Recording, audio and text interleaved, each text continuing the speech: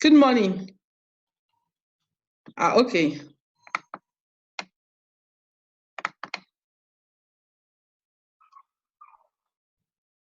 Start video. Okay, good morning, ma. Can you hear me?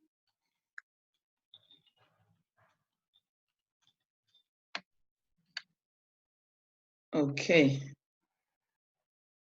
Can you hear me?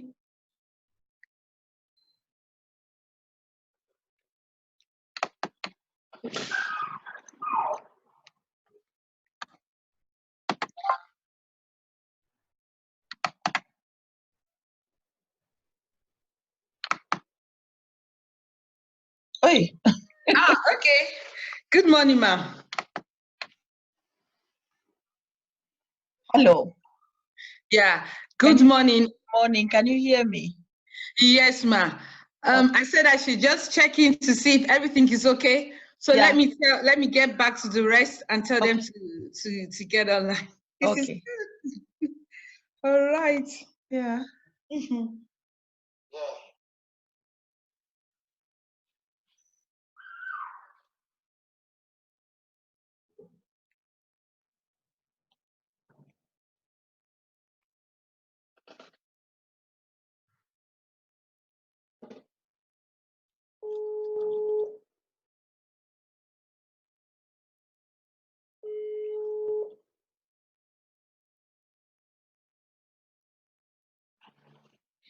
Okay. Good morning.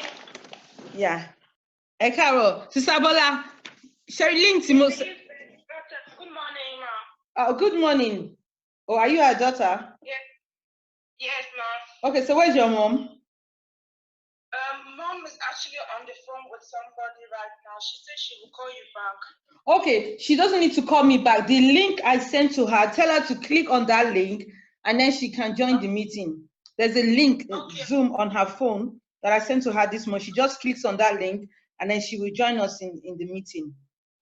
Okay, I will tell her. Okay, thank you. Yeah. Okay, that is one. Okay.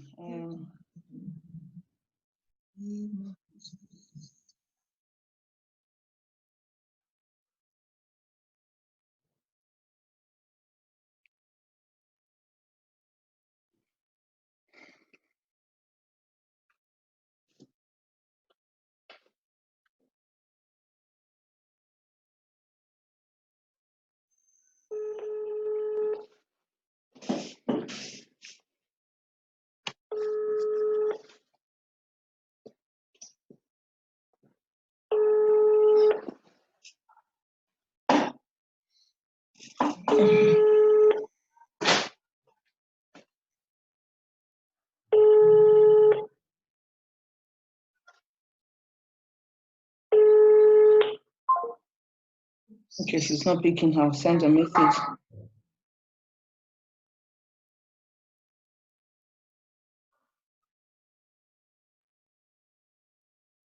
Sometimes it's not easy, but you just, try your best. Yeah, I know it.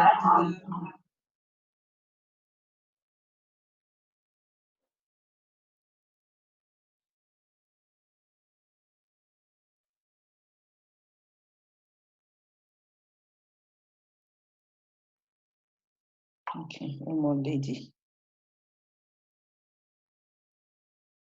The thing is that when God gives you vision, only you really understand what you're doing. Yeah, you need to find people that, I always say, you need to find people that embrace yours, because then it is easier. Yeah.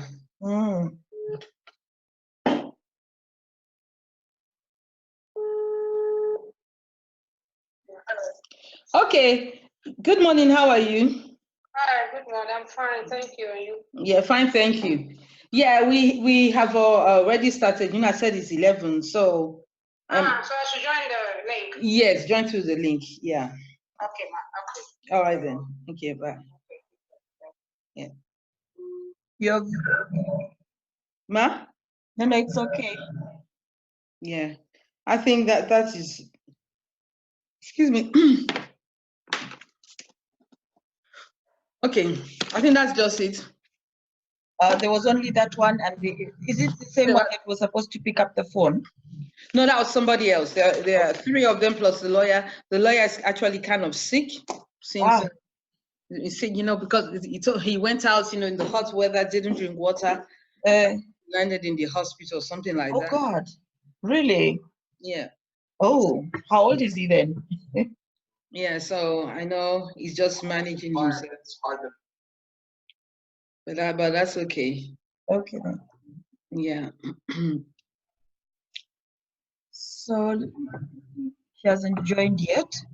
Can you see my screen? Yes. Yeah. Uh-huh. Yeah. So I'm not sure. You just have to introduce yourselves and then tell me where I'm supposed to pick you up from. Okay. Yeah, so that we start off from there. Okay. Let me go through. Can I go through what you sent? Yes. Okay, first, good morning. My name is Yinka Loyede. Yes. So, No, is your friend already? Yeah, she's there.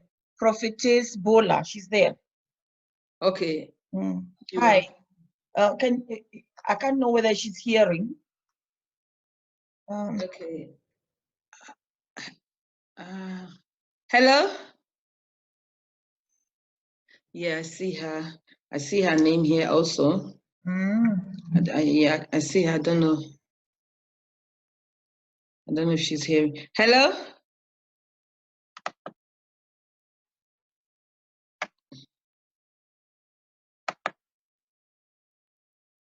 Okay, let me see. I can send her a message, right? Let me send her a message.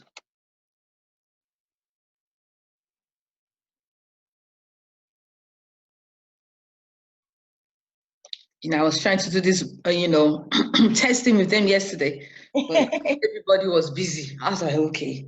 You know, I wanted to make sure we have everything. Well, it seems yesterday everybody was busy. I like Zoom better than Skype. Yes, Zoom is better. I know better for meetings like this. Yeah. I think the online meetings I have the people always use Zoom. Yeah, I prefer Zoom. I subscribe because I do a lot of Zooming with my clients. So yeah.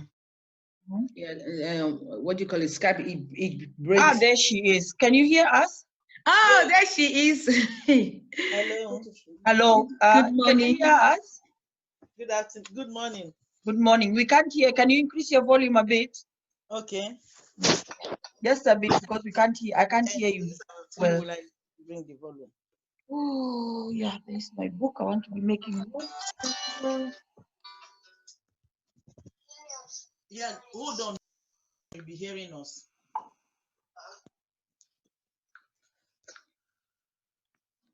The volume.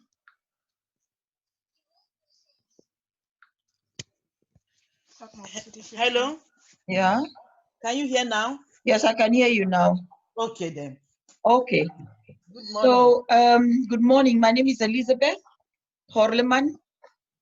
My name is Bola from Mannheim. Yes, and basically what I do is I'm a trainer and coach. On other basis, I help people who want to register, run, and fund their vereins. I don't know whether Inka sent to you the image of this lady whom I helped, I think some 2 years ago, to help us set up her verein, and now she's really flying, which really makes me very happy.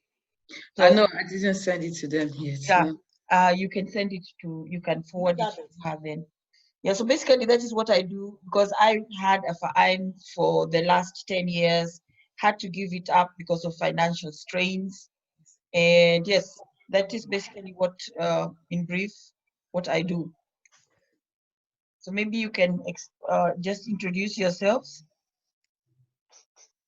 Okay, my name is Yinka Oluyede. Yeah. And this is my friend here, Bola. Yeah.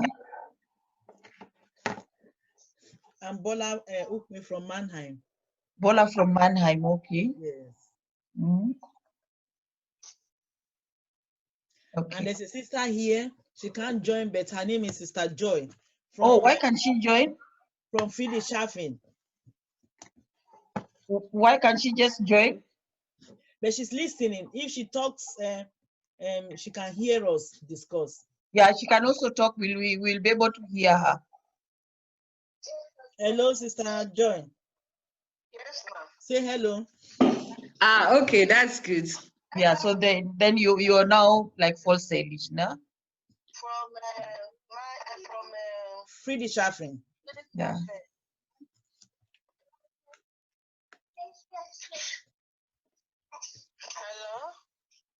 Hello. Okay. Hello? Now they hear you. Yeah, now I can hear you very well. I think it was my side that the microphone was reduced. Good. So can I know how much you people know about the Verein? What did you want to ask me? Yes, here I am. Okay. Now, for a start, like this, yes, of course. I just told you. I'm sorry, the lady I sent a message to, she's still asking me again. Like these two ladies, these two ladies on the line. Yeah. They are not part of the founding members of the Hope Center that I showed you, but the other lady is. But these two ladies also deal a lot with refugees in their areas. So I've brought them on board also, that they can also have, an understanding how we can have an organization to help, refugees. So Yes. that is why they're online, so that they can also gain knowledge, because sometimes we do so many things, in our own little understanding, but knowledge is power. And I've told them that what you are going to give us today is the knowledge, how we can run a Verein for refugees. So that is what I've told them. So, as I told you before, that we've already done the registration. It's still with the notar. I've still not heard anything from them. So that is where we are with that.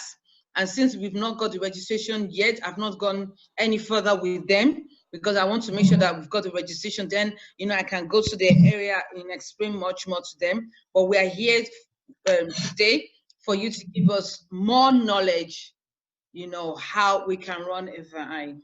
Yes. So anybody else with any questions, expectations before I start? No, for now, that's the one I will want to know first. Then from there, maybe there will be question. Okay. So basically, I want to just go in and we just go kind of like very, very fast now that you people have already, you are at the stage of having taken the things to the notar. I just want us to be on the same page as far as how many people are supposed to be in the minimum number of people to be as the founders or the founding members, or even in the board. Generally it is 7, but 3 people can go with 3 people. The 3 people basically are your chairman, assistant chair, and the treasurer. Those are the 3 most important at any one given time members that the Vereins must have. Reason being the 3 are important is because when it comes to any changes, official changes, the other 4 members is irrelevant as far as the register is concerned. Yeah, but these 3, if there are any changes, the process of change must take place legally, that goes in from your notar into the register and into the Amtsgericht. So that is why I always tell people 7 is necessary, but 3 is mandatory. Yeah, so you don't need to start with those 7, but you must start with 3. Okay. And those people that have come in and are the initiators of putting up this thing together, the architects, they are in the German law called the Gründungsmitglieder. They're the founders, like the way Inka said, the people that came in and sat in and said, hey, look, you people, let's do a Verein. Those are known here as the Gründungsmitglieder. Now, to have a Verein, I've got a checklist here. the things that you need to take. So I hope that you took these ones to the notar, the protocol, which said we met on this day, where we met, who was there, and what was the decisions made there, the name of the address, and of course you need to also have the career backgrounds of those people. It is not important, but you can do it. And of course, the protocol must be signed by the two people, the three most important people. They must sign the protocol, but all the other 7 can also do the same. They can sign the protocol. Yeah. So basically, I'm sure that you also have already your Zatzong. In the Zatzong, Yeah. one thing that must be in the Zatzong is what are the objectives? Vereinswerk, the name of the Verein, where it is sitting, how it is builded, its organ, the board, who are in the board, and how do people come in and come out, Yeah. members. Yeah? And then you need to also state what are the membership fees. That is important. Membership fees can also be changed depending on the meetings that you had, either the board or the Mitgliederversammlung. So in that Satzung, you also must indicate how you people are going to be calling board members meeting, board meeting. It's going to be the decision making of when to call in like the members meeting is also governed by the law here. So you cannot just decide today, oh, I'm calling the board meeting tomorrow. I mean the members meeting tomorrow. In that case, it could be declared illegal unless it's an emergency meeting.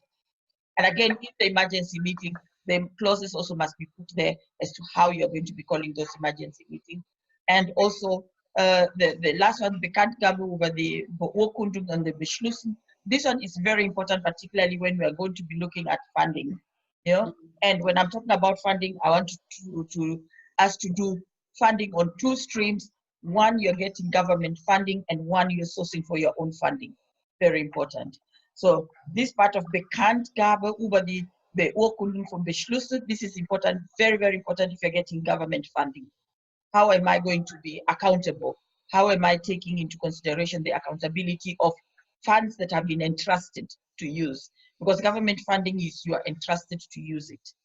And then of course, all names of any changes that are in the Vereins, it must also be done at the Vereins register, which is attached to the Amtsgericht. Amtsgericht, because if there are any legal things that to be done, the people want to know who are the custodians of this Verein. The 3 people again, right? Yes. That is very important. Now please excuse me, I'm sorry. One lady, she couldn't get on. Yeah. I don't know why. She clicked on the link. Yeah. But it says the meeting is starting in a few seconds. Then she clicked on the wrong link. Because we are here and everybody else has joined. Let me just irgendwelche Neuigkeit gibt's.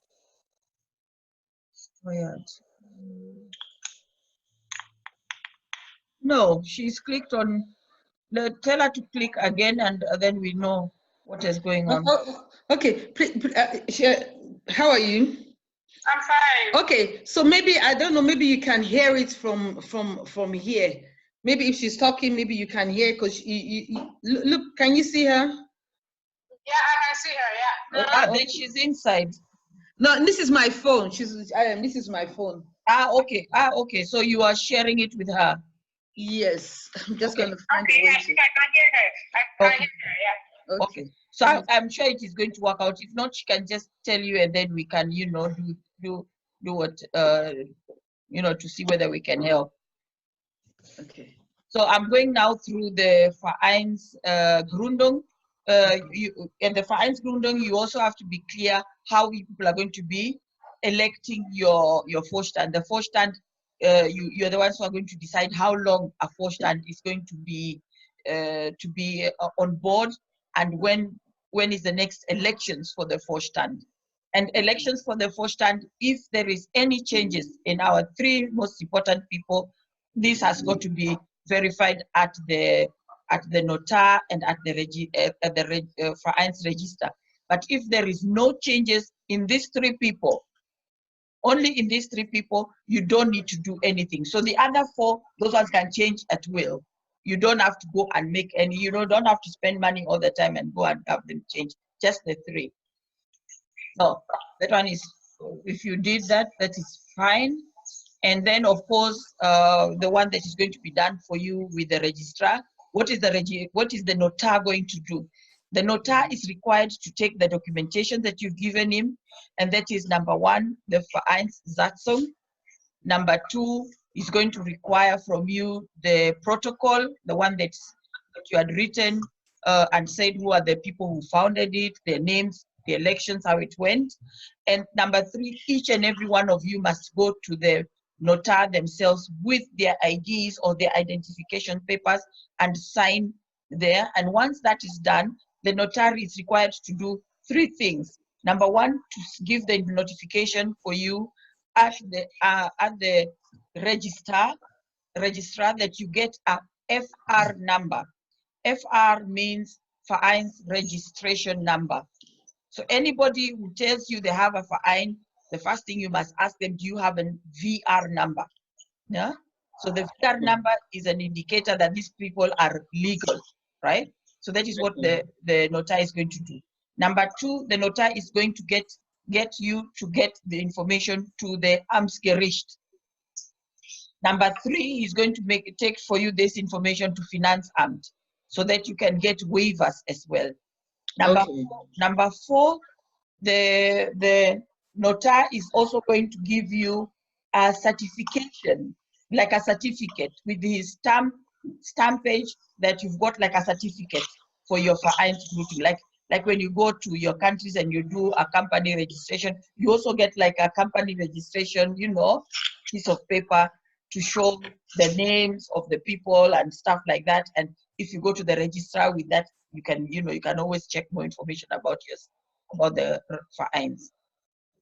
Now, the one that I've said, the notar is going to beglaubig. That means he's going to certify that he has checked the documentation of everybody, Ausweispapier by the notar, and that he has verified that everything has been done according to the law as far as the registration of the Verein is concerned.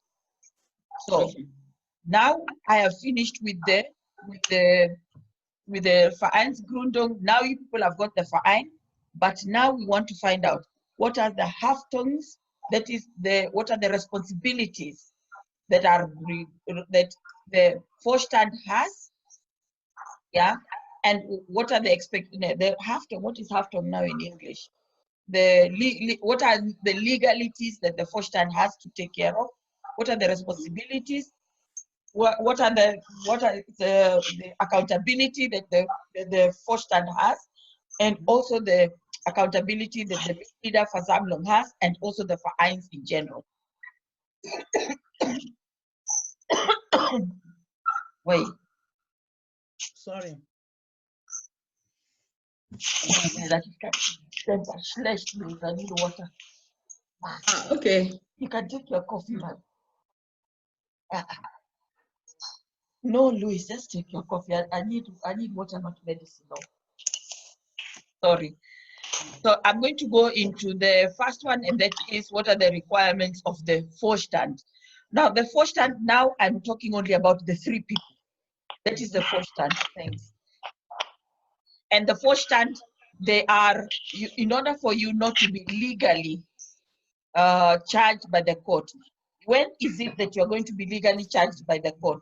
For example, as a Verein, when the Verein is got a financial crisis, you are protected by the law that people are not going to start walking into your house and start to say the TV, the what should go. Okay. No, there is a break in the law that says that the Vereins Vorstand, because you are ehrenamtlich, they can't come into your house because the Verein has got financial crisis. But there is one and only one time is when the Verein has been by the law that they've discovered that you people are, for example, you employ people and you do not remit the Sozialabgabe. what is Sozialabgabe, that is the Arbeitslosengeld, the Pflegeversicherung, the Krankenversicherung, all these are, we have Sozialversicherung, the Soli and whatnot. If you do not remit this on the 30th, there is no negotiation on that date.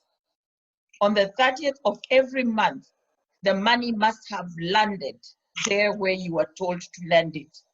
Not you submit it on the 30th. On the 30th, it must be there. Failure of submitting it on the 30th, you're going to have the sole people standing at your door. And then, when the sole people are standing at your door, the TV will be in question, your computer will be a subject of question and stuff like that. Only then, as far as I know, are you going to be held personally liable for not remitting, because the law governing the Sozialabgabe is very stringent in this country. Yeah? So that one is the one that that is very important.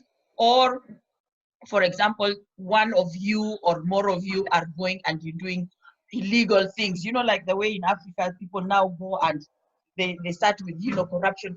They use the fine to collect money, and they, you know, they cheat, and the next thing you know, you all are going to be liable. So you have to put down your feet, the three of you, when you notice other people are doing something wrong. It is up to your neck personally. So it's no longer friendship when things are not being done correctly. You have to be really strict on that. So questions up to there?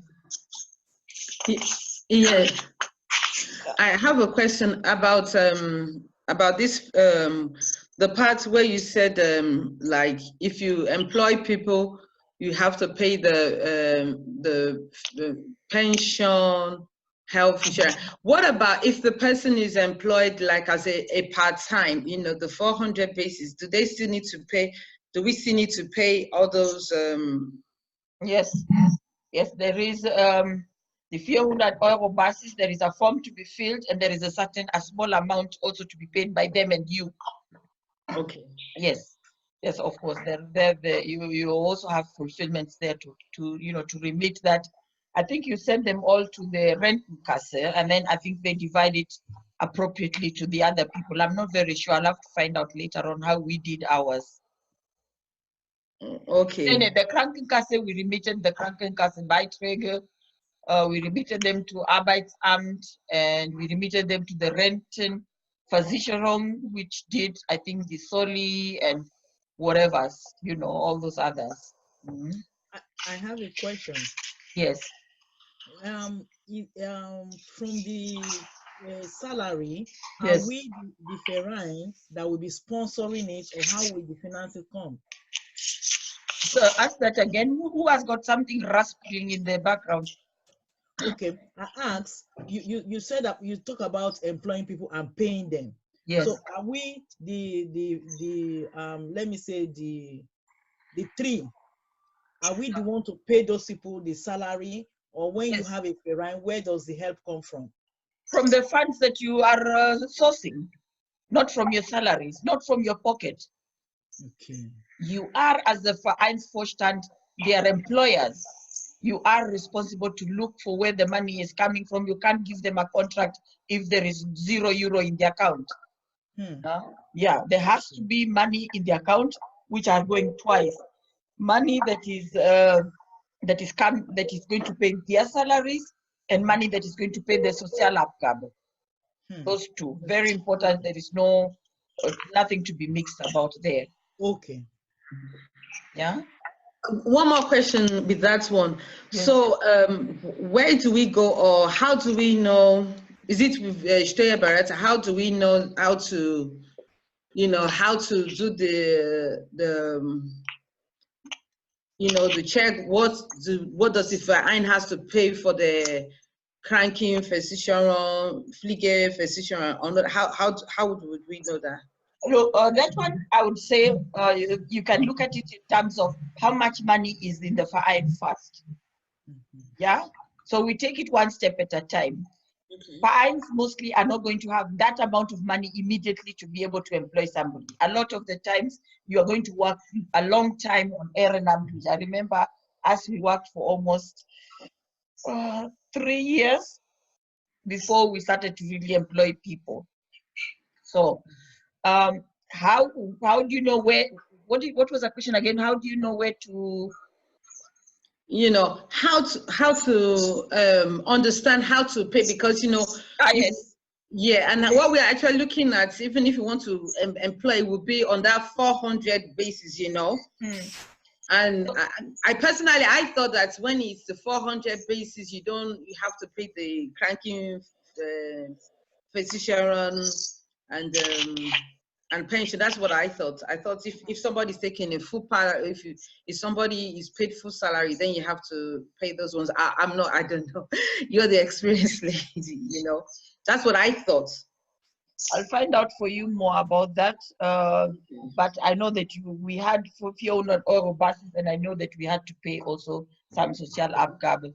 It's online. You just go online. It is a 2 mouse click. The form comes out. I think you also can fill the forms in online.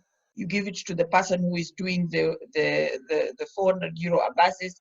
They sign. You sign. The person who has been designated by the Vorstand to do such signatory signs, and then you're good to go. Where do I know how much money to pay? For example, let us take one Baustelle, the Krankenkasse.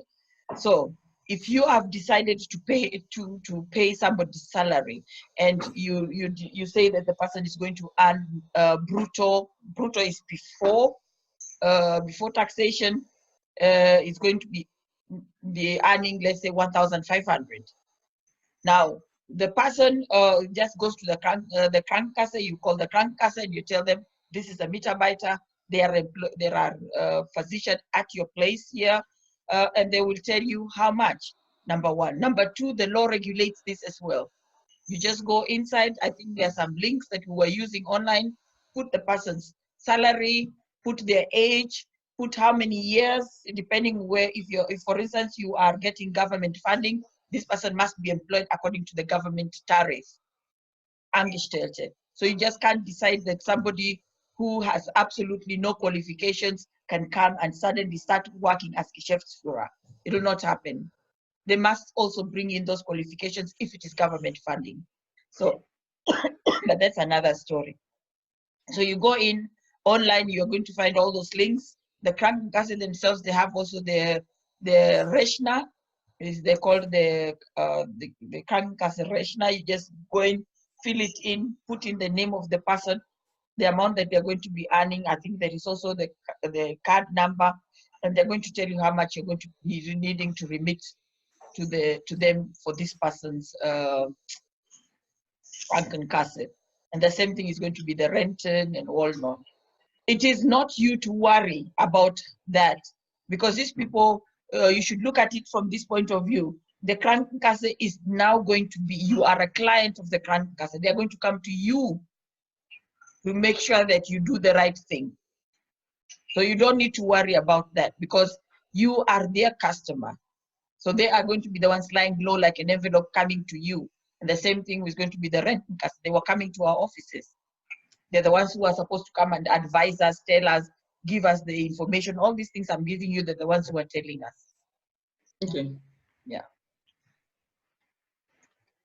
So what are your responsibility? What is expected of you as Vorstand? Inside, as you're working with one another as a Verein, but also outside, you are expected to work for the benefit of the Verein. Just a minute, I need to talk to my girl who does for me the cleaning. Yeah, my husband is doing it, it's okay then. So you are required to work in the interest of the Verein. I'll give you an example. If, for instance, you have a Verein that is, that is doing things in Africa, right? Mm-hmm. And you've already been collecting money, including government funds, and now you people decide, oh, we are now working, now got a Verein in Africa. What we can do, instead of us buying the ticket to go to Africa, we let the Verein buy the ticket to go to Africa.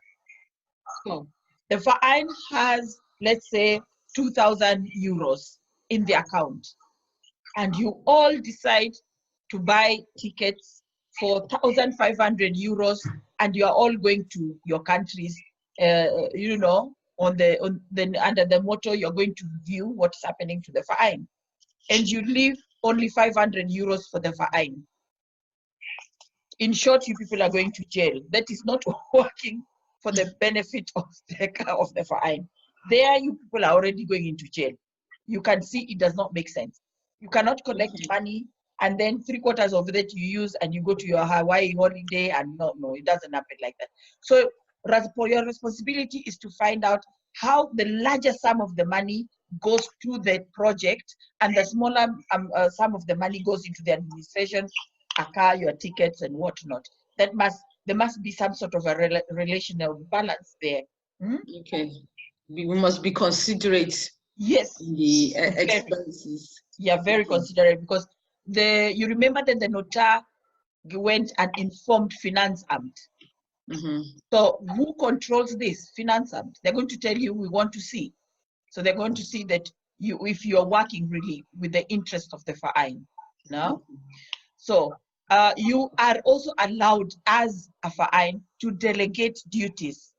You can delegate duties on 2 lines, on the people that you have employed, and you can also delegate duties, some duties that don't have legal attachments to to the ehrenamtliche Mitglieder. You know, the people that want to come and work for the Verein on ehrenamtliche basis. You can delegate some of that duties, but not those ones that like they have to go and sign a check for you and stuff like that. That is again only left for the 3 people in Vorstand. Okay. So, any questions on that? On the legal ones that take us to jail? No, what I just really understood about that part is that, as you said, you have maybe 2,000 euro in the account, Yes. and then you spend 1,500 on tickets. Even if you are going for what do you call it, humanitarian work, it doesn't really make sense. So, you know, one has to be considerate. And that's in the interest of the Verein. So I think I got it. It's not that one cannot do it, but you have to be considerate first about so we are not wounding the Verein. So yes, yeah. Yes. Or you're not, or you're defeating the element or the reason of why you are getting government funding, because you are saying, oh, we want to feed people back home, school children, we want to feed them. So you take 3/4 of the money for the food and you travel with it. Whereas it would have been only enough to have one person. Nowadays, you can also say, we can tell somebody to go in and do a video recording. Now, go visit the project for us, do a video recording, and even that video recording that you're going to do, you can use that to do your, your accountability, for example, by the Finance Amt. No? Okay. Yes, that they see that you people, instead of having bought so many tickets, you say, okay, the Verein will be going at least once a year that we go and see, but the continued control or keeping up updates, we can do it in the form of videos. You know, these things are now available. Okay. Yeah. So now the Vereins, before when I started the Verein, this was not a requirement. We were just, there learning by doing, sometimes making our mistakes and going. But nowadays, they want you people in the Verein that you must make sure in order. And if you are employing people, that you take part in events that are targeting, empowering you people as Vorstand, so that you know what are your Sorgepflicht. For example, you know that when I went to this event, I did not know that this is what I was required to do as a Vorstand, because it's changing also all the time. It's a very dynamic area. It is not static. So that you need to go to what they're calling Fortbildungs, so that you're getting yourself more knowledge, you're gaining more knowledge as to how you can not work harder but smarter. Because the Vereins is something that is ehrenamtlich. You people in the Vorstand, you're not going to be getting salaries. So you need to work smarter and not harder. And these Fortbildungs, or these further educational programs for the Vereins, they're the ones that are going to give you all the tips and tricks of what to do to make things work, but not to spend so much time in getting to the goals that you want. you need to get things like, if your verein is in charge, if your verein is employing people, you need to get things like sorry, oh, sorry, like books, you know, specialized books, like the book of the law. I've got them still here, can't believe it. The ones that are telling you that you can also read for your own self as you are going to decide, who should I contact now to help me? Should it be a Stoya Barata? Should it be a Rechtsanwalt? Should I go to the dark verband? Dark verbands are even better because they save you money because they have already got these things kind of like already done into smaller molecule levels, which is easier for you to understand. So if there is a dark verband where you can join, it is good to join, because there again you're going to benefit from all the expertise that they're going to be giving to other members and to you yourself as a member. So it's encouraged not to work out there as an island, but to come together with others, because at the end of the day, all of you are doing things for the benefit of humanity. Let me just call it there. Be it for the animals, be it for the human beings, but whatever it is, you are all doing that for the benefit of humanity. Question? My question, I think, is the next place. I want to ask, before this ferine can stand, how much can we put down? How much can we have in our account, or for to say, okay, this is the amount we want to start with? Like how much? 1 cent. Okay. Next question. Meaning nothing. Nothing. You can start with what you have, and that is the verein. You don't have, there is nothing like GmbH that you have to have 20,000. No. I started my verein, I think, with, I can't even remember that it was anything like the amount that I had was, I think those days, 20 euros, no, 20 euros that I needed for registering it at the nota. That's it. Okay. That was the starting capital, I think, that I had. Okay. Yeah. Another question? Pastor Becky, how are you? Are you with us? Yeah, I'm here. I'm listening. Okay. Any question yet? No, what I wanted to ask, I think someone just asked about how much we should, yeah. I think it has been already answered, yeah. Okay, yeah. So now we are going to get to that place where, again, we are going to go to jail. And this is the place where is the verein's property. Once you take something from A and you put it into the off premises of B, which is called verein, it becomes the property of that of the verein. Which basically means that when the verein is being dissolved, finger weg, you cannot touch this. It is not your property, it is the property of the verein, because the verein has been registered as an entity. Just like you, me, and everybody around it will be an entity. And what are these vereins vermögen? They are those things that you are using for promoting or that you have purchased for the verein. So if you think you want to lend the verein something, then lend the verein something, but put it down schriftlich in the form of a letter, so that you can remove it out later. Okay. What you can't touch at all are the Sponsorgelder. You cannot touch the Zuschüsse, that is the funds that you get from the government or from the agencies, government agencies. You cannot touch any money that is in the bank account and say, now this is my money, I'm removing it. If there was no paper to counter it, signed paper, acknowledged and witnessed by the other two in the Vorstand, you cannot go into the bank and just help yourself. That one will take us to jail, definitely, because you are touching somebody else's property. It's like somebody coming and touching your property. So you are, as a verein, required, or as Vorstand required, that you note and that you do inventory of anything Later on, we got letters those days because we had a school. We had to number the chair.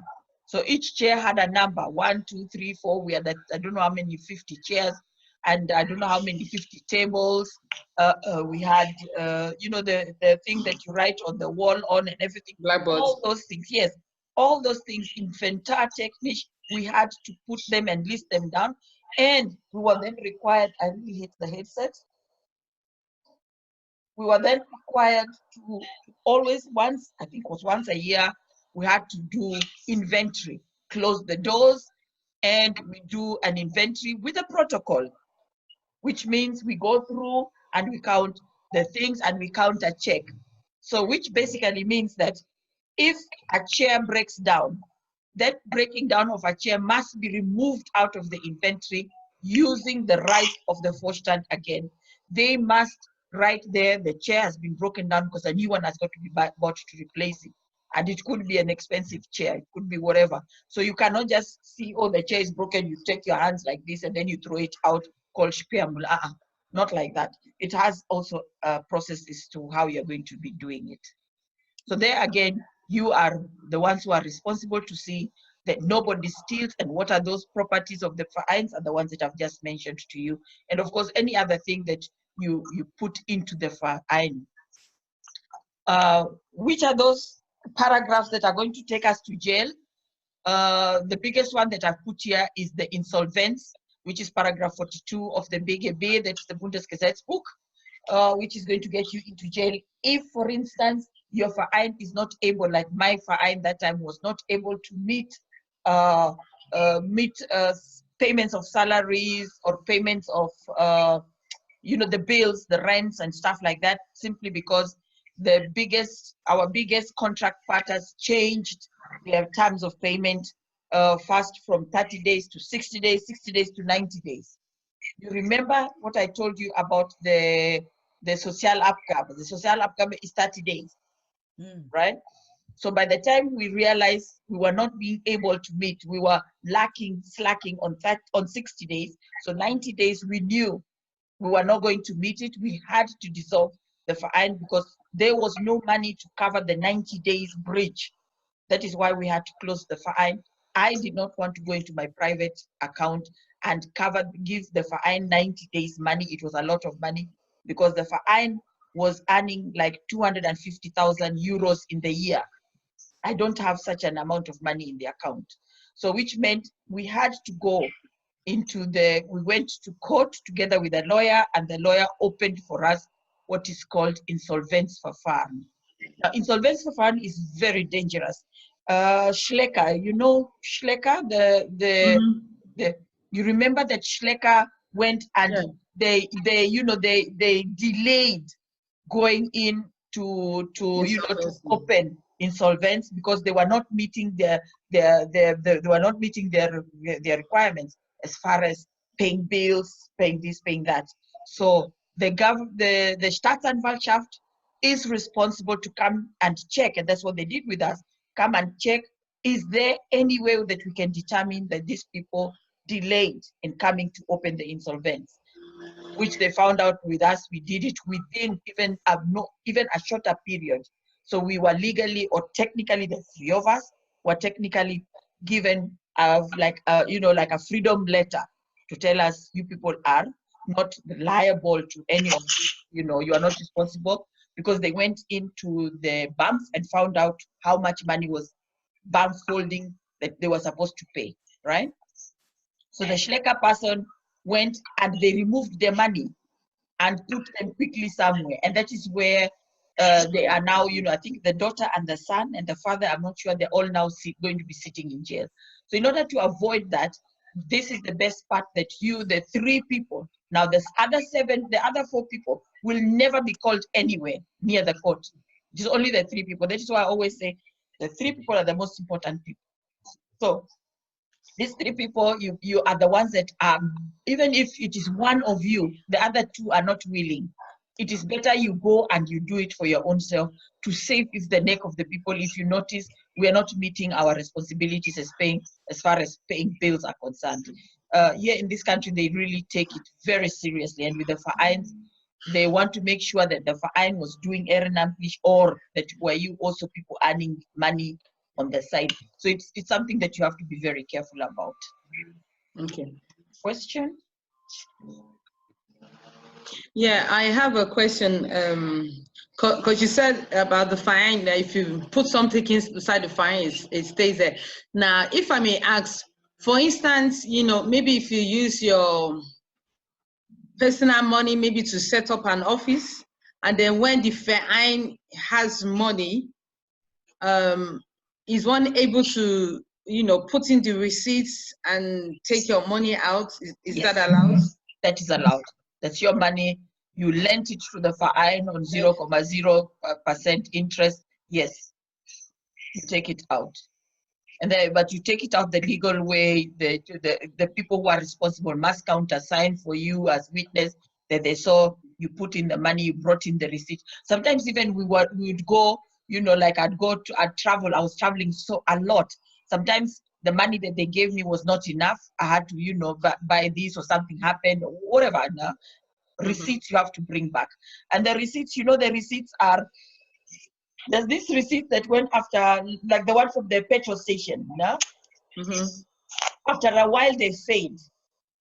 So you must make sure that when you get such a receipt, they fade. Okay, I'm sorry. Yeah, they Okay. fade, you know, then after like, I think like 1 year, you cannot read anything. The ink is finished. Okay. To avoid that, what we used to do is such a receipt, if there was somebody who is doing the accounting, we had the accounting, we put in a requirement that he had to photocopy that receipt and attach it to the photocopy, because the photocopy does not fade. Okay. Yeah, but attach it to the original so that you can see this was you're going to see indicatively that this is the same receipt as the one on the photocopy. Okay. For instance, maybe if we send someone on an errand, maybe to go to this camp or go somewhere, and the person either maybe buys gas and brings the receipt, we are able to refurbish the person. Is that allowed? That is allowed, as long as it doesn't go, if it is a man, as long as it doesn't go to the poof. To the what?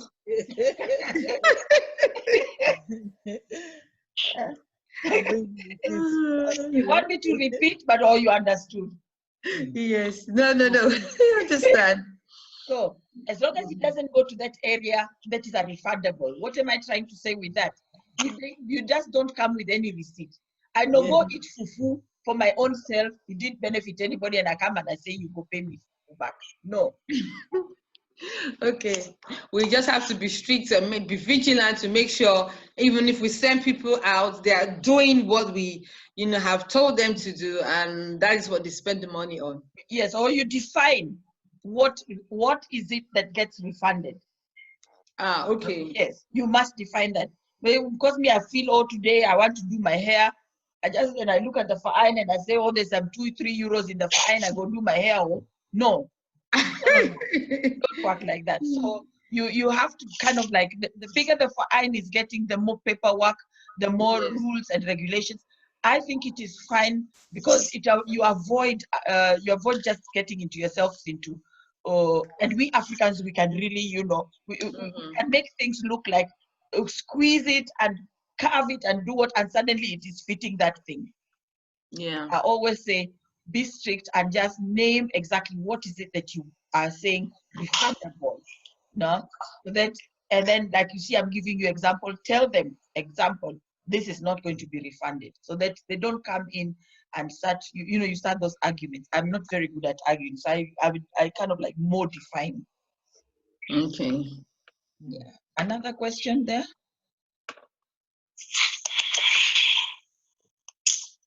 So I'm now going to the bookkeeping. The bookkeeping, as you all know, even if you are doing financial returns, the bookkeeping must be kept properly. That means that you have to have somebody that is doing the bookkeeping. I already told you, for example, with the receipts, that they are, photocopied, the ones that are going to lose, they're going to, the ink is sprayed off. And you have to keep you have to have a file. I always say, get a file. I started with a shoe carton where I collect, because sometimes you don't have the time to file all these into the orders, like like we had like the women's cafe, the Kinderbetreuung, the what. So the receipts would try and put them into those sections. We try to classify them. Okay, she works it. So what I used to do when I initially started is I went and I got, when you buy shoes, you got the shoe cartons. So whenever a receipt comes, I just throw it inside the shoe carton. So everybody must have like a shoe carton in their house somewhere, that whenever they have those receipts for the fine, they don't keep mixing them with theirs. They just come, me, I got my shoe carton is at the entries of the door there. Whenever I used to come, throw the receipts there, and then look at them at the time when it is required for us to do the financial returns. The financial returns from Finance Amt, I think you've got like a 3-year waiver period where you don't have to do any returns at all. But in order to maintain your FAO, I hope that your nota is going to register your Verein as FAO. Eingetragene Verein, anerkannte Verein, sorry. If EV, E small, yeah, big, yes. So that then after I think 3 years, I'm not very sure now how many years, I think they changed it because of the terror, because of this, most of these Arab Muslim, let me just call them Muslim now for lack of a better word, because of the Muslims that have been coming up with this radicalizing. So now there's much more control there. So I think it's 3 years you can do your returns, but the returns initially is very easy. You go to the Finance Amt and you tell them, I think you can also do it online, and you tell them you want to do Finance Amt returns for the Verein. Nowadays Finance Amt are your best friends, and they give you the right forms. In that form, you can even manage to fill it in by yourself, because if you don't have a lot of money coming in and out, then there is nothing really wrong in that. But after 3 years, it is obligatory that you do a return according to paragraph 140 AO. You must do your accounting returns. That is required. Apart from the fact that every year when you're doing your Mitgliederversammlung, the Vereins must be cleared. The Vorstand, our 3 people, must be cleared by the Mitgliederversammlung that the money you used, you did not misuse it. Yeah, that they accept the balance sheet as correct. Okay. Well, we can also give it to the maybe at the end of the year. We can also give it to a Steuerberater. Yes, headache less. Give it to the. I'm telling you, my sister. Headache less. If you can I prefer. Oh God, just give it to the Steuerberater. Yes, I know how Finance Amt is in Germany. Yes. So it's better, less headache. Yeah. Less headache. Yeah. And then they don't bother you once you have a Steuerberater. Yeah. Just go to the Steuerberater. So the other one I'd already talked about. Now I want to move out from that. I want to go back now to Datenschutz. Since I think last year, the Datenschutz within the EU, I want to say within the EU as the biggest organ, as the most stronger organ, and then you come down to the Bundesrepublik, the Datenschutz have been taken a notch higher. What does that mean? You people are going to be getting birth dates of people. You people are going to be getting the names of the people and the address. You as the Verein are required to keep this safe. The only 3 people can have access to this information, plus the one that has been designated, maybe from the other 4, to be in charge of looking after the information for the Mitglieder. The one that is going to do the Verwaltung for the Mitglieder, who is paying, who is new, who is this, who is that. But all these things, and the bank Verbindung, all these things must be kept safe, failure of which you are going to be held responsible as Vereins and then as Vorstand for being irresponsible with people's private information. Okay. Another notch has been added. Anytime you have events, you must ask people whether they want to be photographed so that you are distributing this online or on your face, on your social media, on your website, but they have to sign. And if somebody says, I don't want, that has to be respected, don't go and make a photo of that person and put a big smiley on their face. Once they said, I don't want, don't have them on the photo, nowadays you can use Photoshop, you know, you cut the person out, leave the trouble out, right? So that also has to be very, very, you have to really respect that a lot. Okay. Yeah. So we have to do a write-up, make them sign before we take their pictures. Yes, wow. yes, at the event do that and take the pictures of the children out of the question, completely out of the question. The people to be asked if you can make pictures of the children are their parents. They must consent. Otherwise, you're not allowed to take pictures of the children. Wow. Yes. So now I want to come to the next one, and that is the confidentiality. Also, that is very important. The time that I was doing my Verein started out as one that was doing HIV and AIDS prevention awareness programs in the African communities in NRV. So somebody was going to come to me, and most of the times they came to me, they were HIV positive, had AIDS, they suspected, their partners, whatever. I went and took an oath at the time at the court, so that anybody who tells me I am positive, even to date, you will never hear me say, I know so-and-so is positive. Apart from the fact, I work in an area where I do not divulge anybody's private information to anybody. I don't do it. I'd rather lose friendship. I've lost a friendship right now because somebody has not understood. I am not able to take information about number one to number two. I cannot tell anybody that unless you allow me to tell anybody I've got this fine that I'm doing their registration.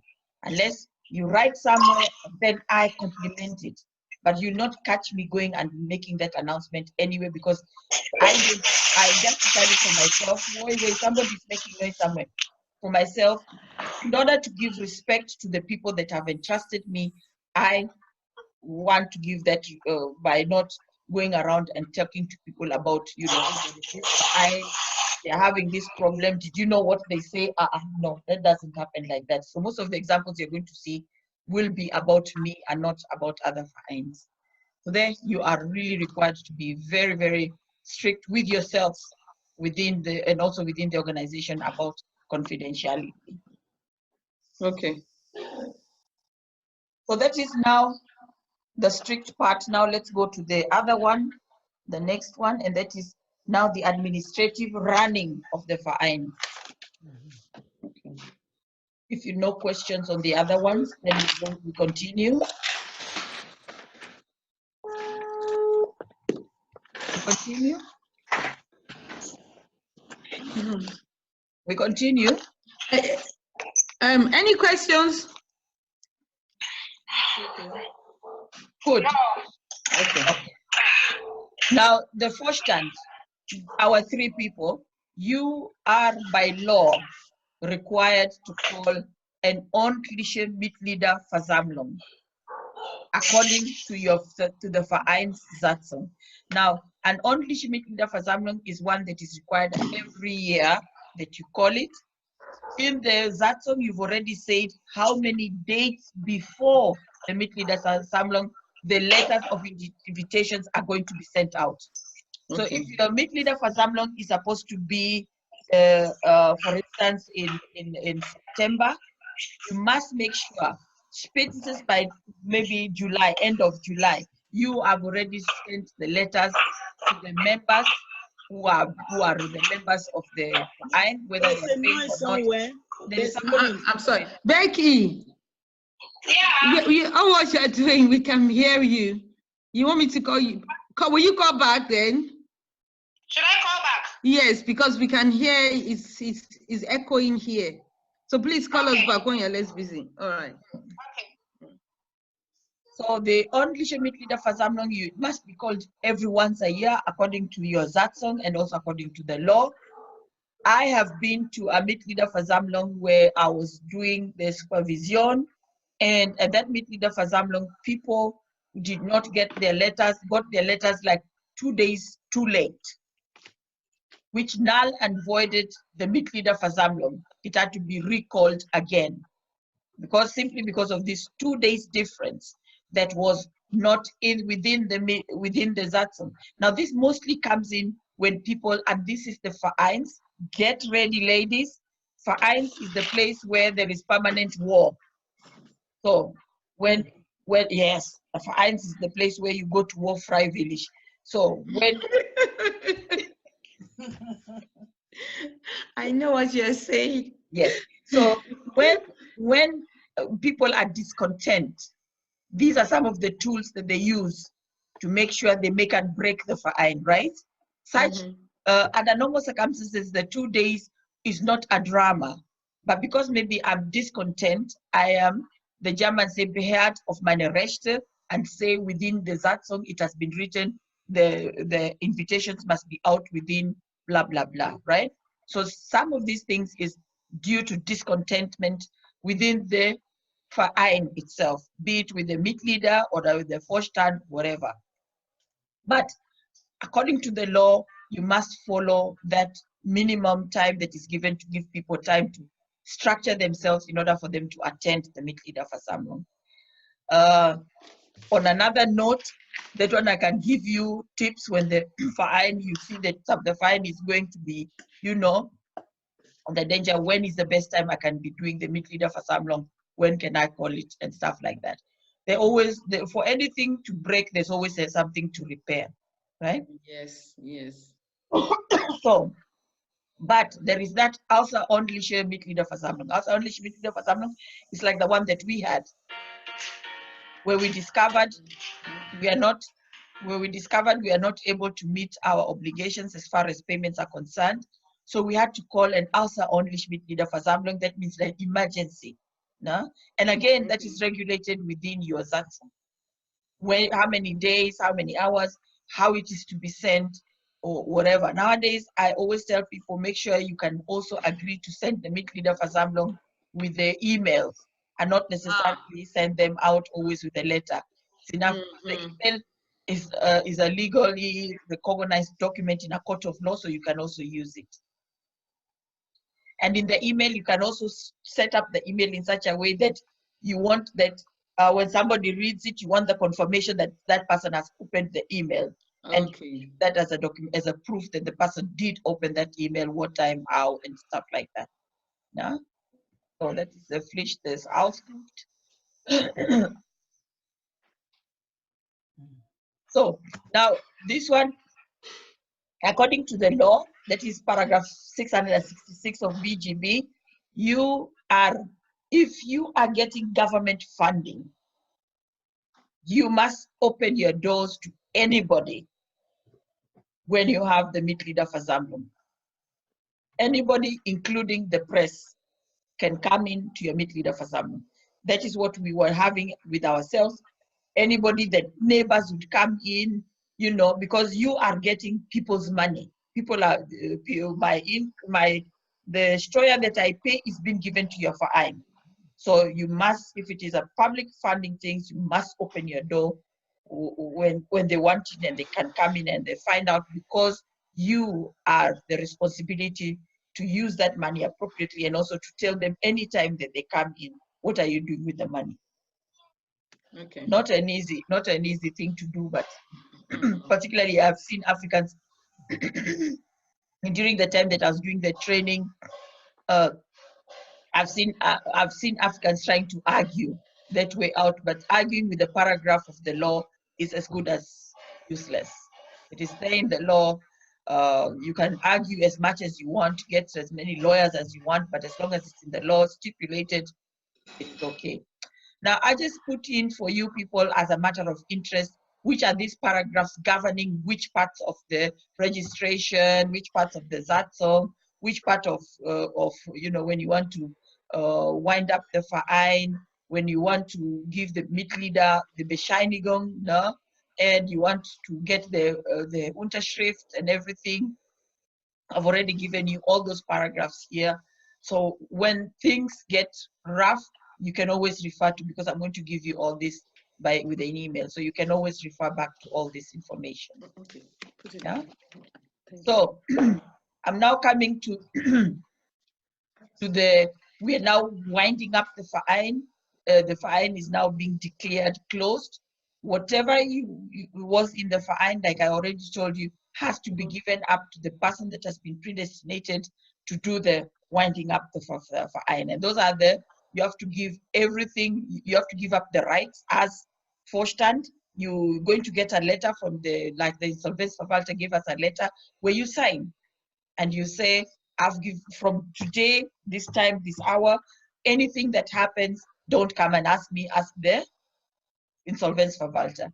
So you have to give up all the papers of the verein. So if you have some of them in your kitchen, remove them.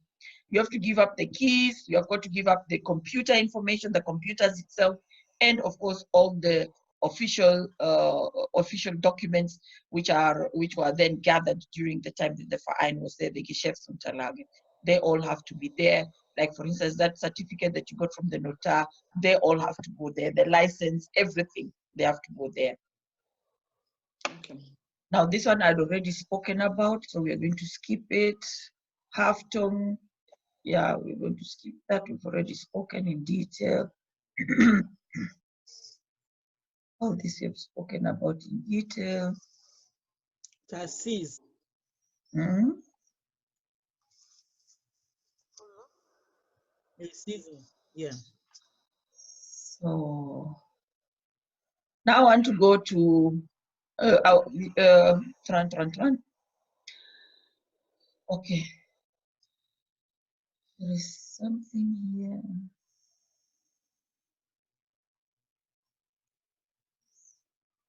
That one I've already spoken about. So there are times that the verein is going to be responsible, for example, for any legalities that were not fulfilled. An example is recently there's a child an African child in Berlin that died unfortunately in a swimming pool, right? And after research and after the Staatsanwalt did his investigations, they found out that the verein Mitarbeiter that was designated from the Vereinsvorstand neglected to look out that children could drown at that part of the pool. Okay, so the parents of this child goes and sues the verein. So the verein is then held responsible for paying compensations to the family. So up to 30% of the collections from the donations are going to be taken away from the verein to pay this family. Yeah, and the rest must come from your insurance. So if you know that you are going to be dealing with somewhere that is a public place, like for instance, the time that I was doing events, for each and every of those events, I always took an insurance because I didn't know what was going to happen. Okay. Anything can happen. The insurance amount, I think we were paying for the event, I think 142 euros, but it was worth it because it covered, I don't know up to how many million, and it covered anything and everything around that event, before and after. So you must make sure that if it is an event that is going to be taking place within your premises, right? Or that you've organized an event that is going to take place, like our event was taking place at the whole of that town. We were in the school, we were in the theater, we were at the cinema, we were at the market. There was a big market. The insurance took care of each and everything that was there, and the people and the property. Everything was what should anything happen, it would, it was going to be taken care of there. Okay. It was an insurance part. So now I want to wind up this portion by showing you the processes of the verein, and then I told you that you also have the option of doing a social enterprise and Sozialunternehmen. We at our verein, we had we had both Sozialunternehmer and we were also doing the vereins. So The fa'ain is the one that, number one, is the one that you've already done. It's already gone into the notar. You're waiting to get it back from the notar that has been registered, and you know, so that you get your Gemeinnützigkeit Verein. And then number two, it is going to be its foundation has been formed based on the fact that the Gründungsmitglieder decided to form the Verein. Sorry, they took it to the notar, and the notar did all that. So that is the way, you know, that it goes. And then you can either decide we don't want to put an EV. That is what most of those Arab Vereins were doing, under the motto, you're going and you're doing a Verein under the radar. That means they don't want to apply for government funding. They don't want to be subjected to government funding. You remember I told you, you get government funding, Mitgliederversammlung is open to everybody, the public. So them, because they didn't want this, they had a Mitgliederversammlung, but only for Mitglieder, because they did not get money, public funding or such, right? So, and then you can either, if the notar does that, it's going to apply for an EV, and then you are grounded. EV is very important, especially if you want to do the public funding, right? So now this is the Verein's way that you people are doing. But if you decide to do a social enterprise, you can decide to take the Verein and divide it into two, do a social enterprise, or you just decide, I want only a Verein, or I want only a social enterprise. It's all depending on what you want. So you can do the social enterprise, you have the same one, and number two applies, and then you take it again to the notar. But here you've got to take it to the Antrag zum Landesamt. Landesamt is not Rhine-Westphalen, Baden-Württemberg, whatever, you know, the state, the main state that you are in is the one that is going to be responsible. They put their signatory, and then again they take it the same way, Vereinsregister, and then you've got an eingetragene Verein, gegründet, but it can be a GmbH Verein with a GmbH, you know, characteristic. Yeah. Okay. Emma, can you please explain what the Verschiffler Verein is? What is it? A social Wirtschaftlicher Verein. It's a social Verein. Okay. Whereas in the Vereins here, the Vorstand cannot be paid.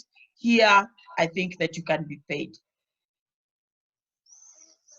I think that would be the biggest advantage that you have, is that the Vorstand can be able to withdraw salary because it is like a company. Okay. Yeah, it's like a semi-company, but only working only in the social areas. So you cannot go and have a social Verein and you start to do stock exchange. Okay. Yeah, it has to be also realistic.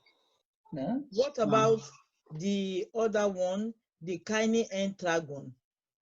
The kind of Eintragung, those ones, I doubt if nowadays you can be able to do this. I highly doubt, because of ESAs, you know, the problem with ESAs, no? The terrorists. But I can be proved wrong. It's subject for confirmation. I doubt nowadays if they can allow that to happen. I highly doubt. Please, can I ask you, because this is my first time of hearing about the social, the social. I've not even heard of it before. Okay. Please, can you please tell me a little bit more in details about it? I know you said they can get salary. Can you get government funding? Is that possible? Yes, you can. Very much. Anything that you get on the other side, you can get. There, you are not allowed to make profits. Here, you're allowed to make profit. Because you are the idea is that I don't know whether you read the book by Chimamanda Adichie, not Chimamanda Adichie, Dambisa Moyo. I really encourage you to read that book, but then if you do read it, you might just change your mind. Now, Dambisa Moyo's book, which says Dead Aid, Dambisa, she's from, she's a, what is it called? Economic, she studied economics. So what she said is that, well, the book is very old. She said is that there is no known economy that has ever been helped using charity. Her example is, for example, in that book is, there is this guy in Tanzania who makes mosquito nets. And this guy in Tanzania that has been making mosquito nets, he's within himself and his establishment, he has almost like 200 people benefiting alone, directly and indirectly, from this business that he has. He's employing people. He's making it possible for people to come buy the nets and go and sell. So there is business going around this area.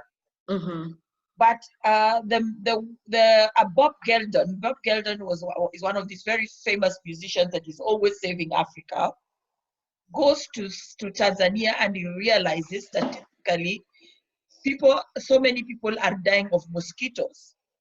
So he goes back to the States and organizes a big event called We Are the Ones, We Are the People, Give Them Love with Michael Jackson and all that. And they collect money for Africa. So what they do, they go into the States and they bought mosquito nets from the States. And they go and they dump them back in Tanzania. So do you know what happens when they do this? You know? They put the guy out of business. Exactly. And 200 people were suddenly jobless or did not know where their next meals are coming from. Let's just call it like that. Simply because they thought we take a ton of containers of mosquito nets that they sang for and went and dumped them back home, back in Tanzania, and rendered this person's business and also that community Arbeitslos, because now they have mosquito nets. Then the mosquito nets are actually things that were not meant for this market. Because after the mosquito nets got damaged, the guy who was doing the mosquito nets, he had another, another passive income in that there were people who were then repairing the mosquito nets. Recycling it. Yes. But now that they brought the American mosquito nets, which cannot be recycled, after a while, these mosquito nets, they all get damaged, but there is no more mosquito nets because people are waiting for this charity organization to container full of these mosquito nets. So, yeah, so basically what is happening is people have a mind shift from why do we do charity, destroy markets? Why don't we go in and where there is the possibility of people doing this as business, we start in using the social enterprise, wirtschaftliche Verein oder Sozialunternehmen. Give these people maybe soft loans, but ask them what is it that they want to do. Don't go out there and say, I notice that people are walking without shoes, so I dump my shoes. But maybe these people find it is healthy for them to walk without shoes, with a contact with the earth. Like, for instance, the San people in Namibia, the San people in South Africa, Botswana, they don't like to put on shoes because they believe shoes deform you, which is very basically now this is what the doctors are saying. Because walking with your bare feet on not on tarmac, but on the normal ground is much healthier for the knees, for your back, for your spinal cord, right? Hardly hear these old people, oh, my back is killing me. But nowadays, look at the young people around, everybody's got everybody's got something with their backs. So the social enterprise goes on the premise that you are working on an eye level with the community that you are going to be helping, and that community is the one that is stipulating what do we want to do, huh? How do you want to do it? So I'm not going out like I had somebody who wanted to buy sewing machines and give it, and I asked the person, did they say they want the sewing machines? Is that what they want, or is that what you want?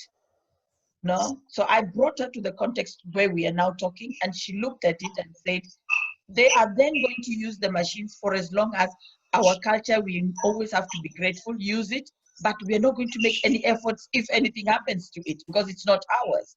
It is yours. It is your project. You are the one who saw value in it, but not them. If you had asked them, maybe they would have liked to do fishing. So I have another question. Yeah. Like now, if we register in Random Files, are we just going to limit it in Random Files, or we can extend it to other states? Very good question, which you can also just answer for yourself. Okay, Germany is a republic. The budgets are restricted to the states that they are in.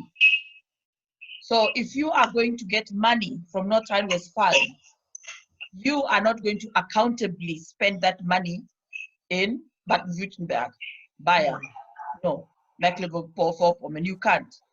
Because that money is coming from the budget of North Rhine-Westphalia, not from the budget of Mecklenburg-Vorpommern, not from the budget of Baden-Württemberg, from the budget of Berlin or wherever. So all your activities must be restricted to the area where that money or that budget has So been. the state that you... Yeah. Yeah. For instance, the way, you know, we register the verein, it covers Rheinland-Pfalz, so anywhere in Rheinland-Pfalz and in Bad Württemberg. Yeah. So, you know, like you're in Frankenthal, right? Frankenthal is it Rheinland-Pfalz or Bad Württemberg? No, Rheinland-Pfalz is Rheinland-Pfalz, but Württemberg is Rheinland-Württemberg. Rheinland-Pfalz is in the Bundesland genau like Baden-Württemberg. So you can't. Yeah, but we have both the two states. You will not get money easily. Let me not cheat you. The church is in Frankenthal and it's in Rheinland-Pfalz. So the church, who is registering it where? She is registering it Kaiserslautern, isn't it, Sayinka? Yes, but it's still Rheinland-Pfalz state. That is the state where you're going to be getting the funding. Yeah. So it's still under Rheinland-Pfalz. Yeah. If the Amtsgericht, where is the name of the Amtsgericht? If I knew the name of the Amtsgericht, that is the state where the Amtsgericht is. That is where you're going to get your fundings from. And if you want government funding, we have to limit our program. Activities, yes. If you're getting government funding, for instance, I give you the link. I think I gave it to you, Inka, did I? Or Stiftung Umwelt und Entwicklung. Did I give it to you? Maybe I will check. Yeah, I did give it to you. I gave it to you on a day. On the 9th of May, I gave it to you. It's called Klein Project. No? Oh, yeah, Klein Project. Okay, yeah. Yeah, so I gave you that link. If you're going to apply for money, they're going to ask you exactly where the Amtsgericht, they want to see the registration, the VR number. Okay. That is where the money that they are going to be giving you, the activities must be limited to that Bundesland. You can decide to do, I don't know, in another town, whatever, but it has to be within that Bundesland. It doesn't have to be like, for instance, if you are in Düsseldorf, you can go to any town, Herd, don't know what, no, but it has to be within that, or even Cologne, whatever, but it has to really be within that. It has to be limited in North Westphalia. Yes, like me, I had our verein, it was called Light of Africa. Then we went in and put NRV, no, so that we were getting money from the Bund, from land, from Stadt, but the activities we had to go right up to the borders of NRV, whichever way. We would go, like, for instance, there were events that would be called to go in, the HIV programs would go into the Netherlands, to Portugal. Those ones were financed by the EU, because those days I was applying for EU funding. So I could not go and use those other money to implement or to do work across the borders. It was not going to be acceptable. Sister Joy, you have a question?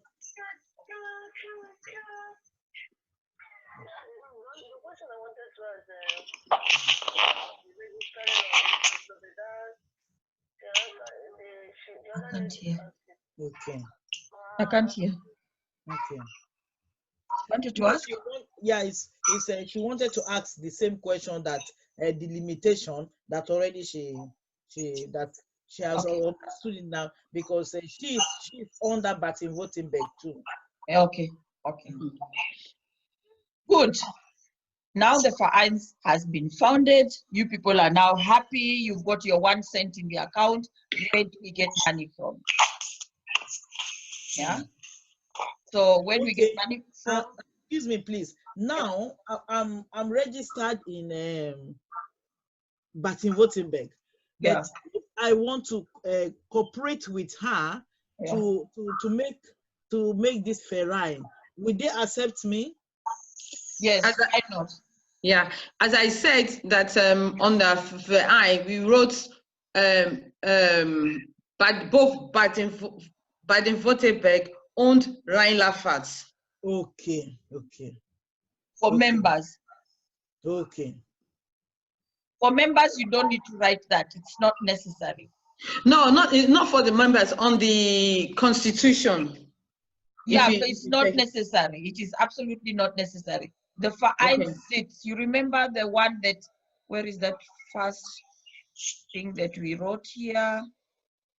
The verein sits, this verein. Okay. Where the verein is sitting. The verein cannot sit at 2 Bundesländer. Okay. Yeah, the Okay. verein can only sit at 1 Bundesland. Yeah, but even if it sits at one, since it's registered for 2 states, that means we can open. Okay. No, you What? can't, because it's You one can't. court, and the One court court. Baden-Württemberg cannot operate here because they have 2 different law. Yeah. The law in Baden-Württemberg is different with Rheinland-Pfalz. Sometimes when you go to their court. Spot on, exactly. Okay. Maybe we need to wait, but because when we went to Notar, they did not explain that to us. When it comes to funding, it's so irrelevant, it will not happen. If you want to do it without government, it's possible. But if you need money from one purse, it has to come from one. Okay. Okay, I understand. If one needs money from the government, okay, that is when most of these things come into play. Okay, okay. If you don't mind, I'm so sorry. I really want to go back, if you don't mind, to the social, maybe social verein, the Vessel's verein. You know, because actually I'm really kind of interested in it, because I never knew something like this existed. You know, because I think maybe like a verein like this gives one opportunity to, you know, also employ people. For instance, maybe we have what you call it, maybe we have like a tailoring shop, and then people, we can open up a tailoring shop, people can sew and make money. Wow. Even the verein, the other verein, you can still do the same thing. The verein, you can open a shop, a fowl shop, and you do the same thing. The thing is that in the verein, you cannot make profit. You cannot have money sitting in the verein doing nothing. But in the wirtschaftliche Verein, you are allowed. In the vereins, you are not allowed. That is what made it difficult for us to continue with the verein, because we could not staple money like, you know, like other companies. They would put the verein, invest it here, invest it there, so that they're getting returns. You can't do that with verein, because the verein is there to help people there and then, and not sometime in the future.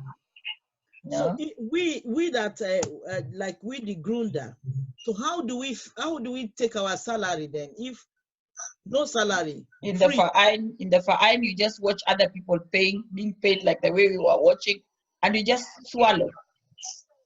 That's why I'm interested in this one. You know, like the social. The social take care of us. My advice for you would be, the spring from moving from the verein to the social is very easy. Okay. The 2 mouse click. You can start the verein the way it is. Give yourself as a board a chance. Okay. How the three of you, leave the other people alone, but the 3 of you must work together, because when you're going to the wirtschaftliche Verein, the air is thinner as when you are in the normal verein. So you start off, my advice would be, or my suggestion would be, start off with the normal verein. Map yourselves, get what I would call as a Vereinskultur within yourself, where you people know yourselves. When you just look at one another, you know exactly what you're talking about. You know that eye contact. You don't finish a sentence, you know already what the three of you are talking about. The three of you only. From there, going to the wirtschaftliche Verein is very easy. Just going to Finanzamt and it is done. Yeah. Sister Yinka, so if, you know, we thank God for the call God has given to us. If the social, we take our own responsibility, let's start by serving the people first, as you have said.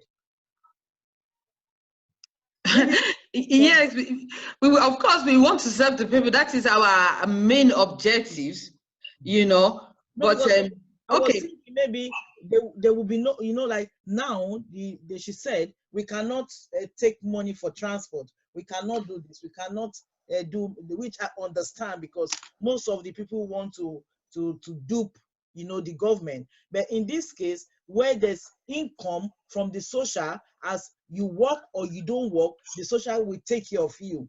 So that's my own question at the end now. But if the at least, okay, for example, the government know I have to eat, I have to, you know, do you understand? So they pay me that my normal, but I am working to help others, because sometimes you might take social money and they keep disturbing you to go and work, to go and do this, to go and do that. Meanwhile, the time they give you, maybe you have made an appointment to help somebody. No.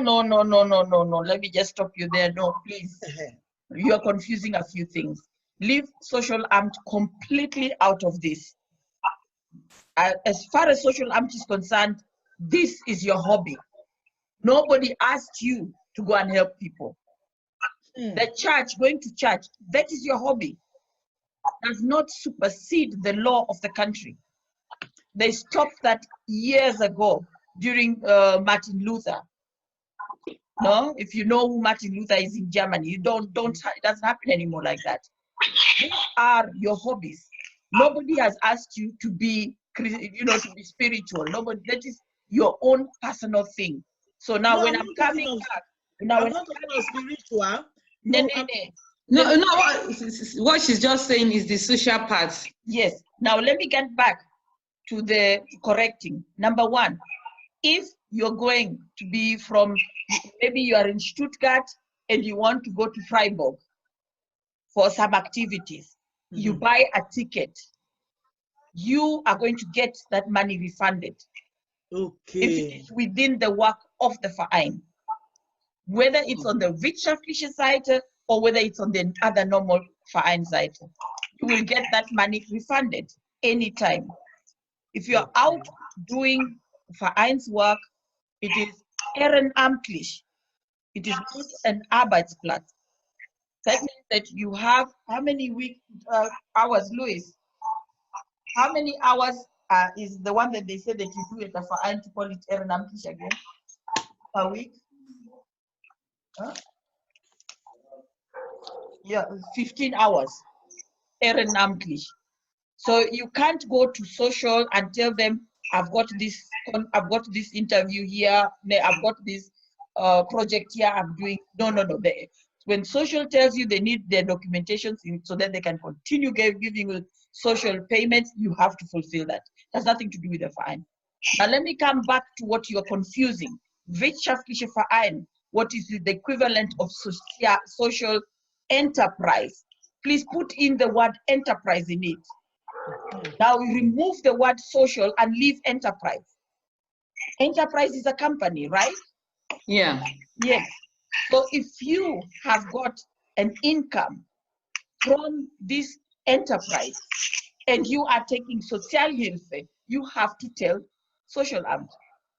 You have to tell Arbeitsamt or AGA that you are now getting money from these people. And if it is money that is enough to sustain you, you have to give up all the others. Be able to get funds from your company.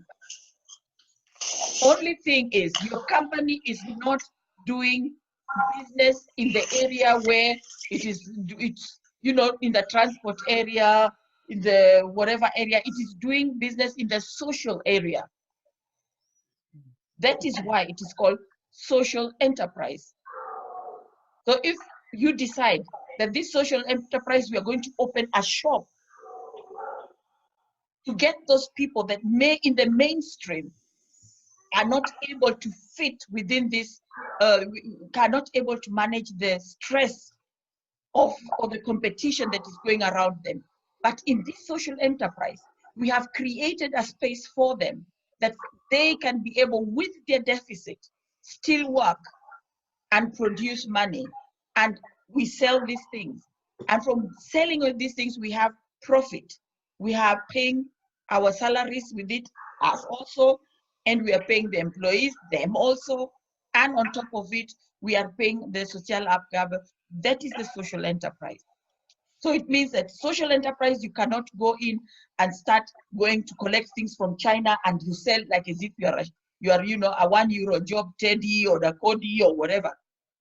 No, that is not a social enterprise. Whereby nowadays you can go to Amazon and open a social enterprise. Get to Amazon. Amazon has got a lot of things. That is where we're going to go into where to get money from.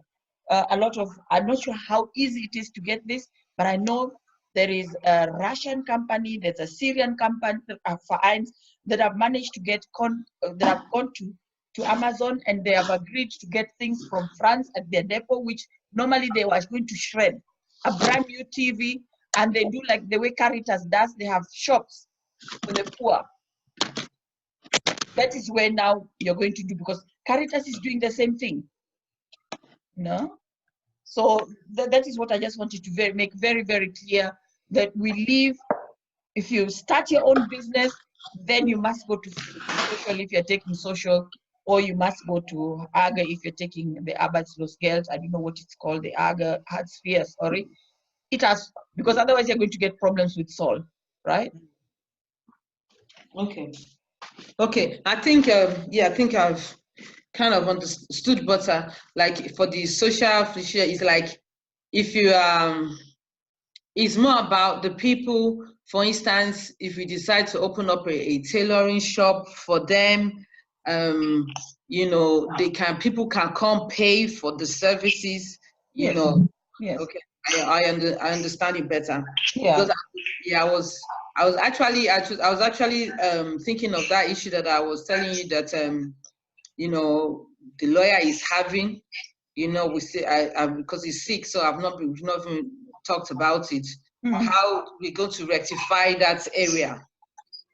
There's nothing to really rectify. You just register the verein, and at the Mitglied of Versammlung, you can then decide you want to, you know, take maybe even just a part. You want to keep the verein still the way it is, but you want to take maybe a special, like the tailoring part, you want to make it to a wirtschaftliche Verein. Okay. You can have both. The social enterprise, you can have both. Okay. But is it also allowed to have a verein and you have your own, okay, if it's not for not social enterprise, but a normal business? That is like allowed. a normal business, yes. It's like, but on the social area.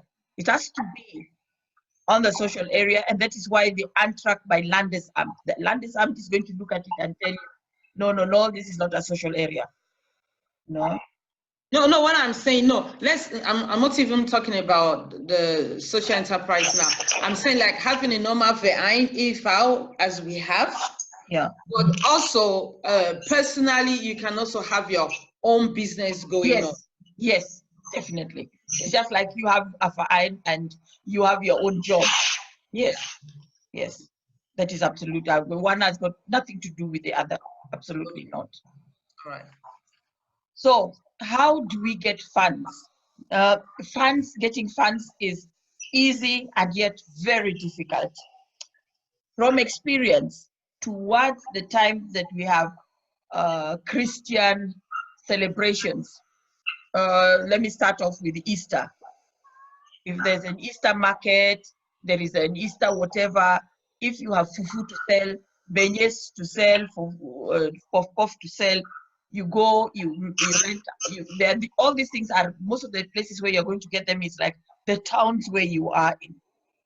They advertise them also in the internet, you're going to see there's a market going on there. There's special prices for fines. They charge you for maybe 3 meters, they'll charge you less. That's how we were doing. And then you sell the food which you have prepared for yourself, or whatever that you have for yourself. Then you sell it at that. The income that you get, that is what you're going to call as your own money. This is very important. Where is the fines getting money when we're going to go to government funding? No? Then, of course, you have to work on membership. You have got to get many people to become members. That is another way of getting the income for the fine. No? That the members who are regularly joining the fine, and that members are also paying. The biggest problem with us Africans, I say it the way it is, if you don't like, so be it, is that we join fines, but we do not take up responsibility, either by saying you want to take up the portfolio of I am a Vorstand doing nothing, but I'm a Vorstand. No? When it comes to let's do and do this, you say yes, but when the rubber meets the road, you've got your own problems coming up. I've got to do this, I've got to do that. So you leave that all on one person or on two people. That is a neck breaker. No? So, and the same thing with the membership. The membership fee. This membership fee needs to be paid in order to keep this is the artilleries, the main artillery that comes from the leg right up to the heart, that keeps to the head right up to the whatever, that keeps the heart of the fa'ain beating. Now the fa'ain can maybe have a shortfall of money because they did not do anything properly in the market, but the membership fee comes and rescues everything. So it's very important that the membership fees, that you get people paying the membership fees. No? That is another way. Now, then there are government funding. Now, government funding, I want to put them in 3 different ways. You've got like the Rhineland-Pfalz. No? Rhineland-Pfalz is like, you know, the Bundesland. Yeah. I don't know whether Rhineland-Pfalz is a Bundesland, I'll find out. You get money from them. Then you can get money from Frankfurt itself, if Frankfurt is in Rhineland-Pfalz. For example, if it is the town Rhineland-Pfalz, and the Verein is registered at the Amtsgericht in Frankfurt, you can get money from there, and you can get money from Rhineland-Pfalz, Bundesland, and you can get money from the Bundesland, Bundesrepublik. You can get money from there, from these 3 people. You know, when it comes to the government. Then you have what is called the government agencies. Now the government agencies, these are your, what is going on here? Dear God. The government agencies, these are like the Stiftung. My trick is, like when you see there is an event going on in somewhere, I don't have any, let me just check if I've got a event somewhere, I'll show you. Where was it? Just a second, please. Let me just check if I can find the mostly shared on WhatsApp group. Yeah, build on. You know, when you see their posters for events, when you look at the bottom of those posters, you are going to see, you know, who are the sponsors. Those are your sponsors as well. Okay. You need to take their contacts. I can't find, if I find one, I'll send it over. You need to find who are those sponsors. It can be, you know, Friedrich Ebert Stiftung, Konrad Adenauer Stiftung, GIZ, whatever. Those are also your sponsors, where you're also going to get money from. Like the one that I gave you, Stiftung Umwelt und Entwicklung. No? Those are places where you also get money from. Now, the other place where you can get money from is obviously like the Eine Weltladen. Now, Eine Weltladen, I'm not sure whether they've stopped. They're the ones that the town of Frankfurt would be given their money for them to distribute to all the vereins. So you need to be part of the Eine Weltladen so that you too can make applications for those for those money that you know you are getting, that you want to get. Where else? Funds. Where else can we get funds? Funds. You can organize events yourselves. As last time we did Africa Week, and Africa Week we included things like what was it? The market. You know how these markets are. The African market. Then we included things like what was it? Music. No. Yeah. Yeah, I've seen the Vine in Saarbrücken. They are Yes. called Africa House. So they have like a whole week event Correct. for Africa. So every day they had, you know, a display of a different African country. Maybe today is for Nigeria, tomorrow is for Ghana, another day is for Uganda. So you hear Uganda music, Uganda foods, you know. It was very nice. Yeah. So there that is money for the verein. If you are organizing it, you've got your team together, you apply money from, like our money, we applied it from Stiftung Unwelt and Entwicklung that time. I think they gave us almost 60,000 euros at that time. We brought in people from Africa, one from Zambia, one from Kenya, who were willing to talk to them. Then already, you know, started to talk about what is their life as HIV positive. We went around with them into different schools, got partnership with some of the schools.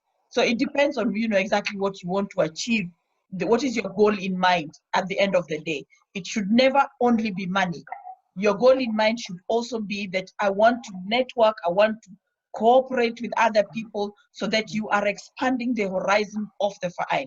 But if you only focus with money, then that means it is going to be a one-off event and finished. But you want to be remembered as this is the people that we can also cooperate with, that every time they're doing the events, they're calling you, just like you would be calling them all the time. Yeah, fashion shows, music, you are promoting music, people from Africa, or even people, the time that we were using our event, I used, I think, 2-3 bands of people that were African, African artists that were here. I used them here locally so that we were paying them from, you know, from the money that we had already asked for funding. So another very good thing is when you organize these events or any other smaller events, you do the Torwand. Now this Torwand is, you're targeting the male pockets. You know, the Torwand is just a wall with 2 holes, one at the top right and one at the bottom. You buy them from Amazon or from eBay for, I think, as little as 20 euros.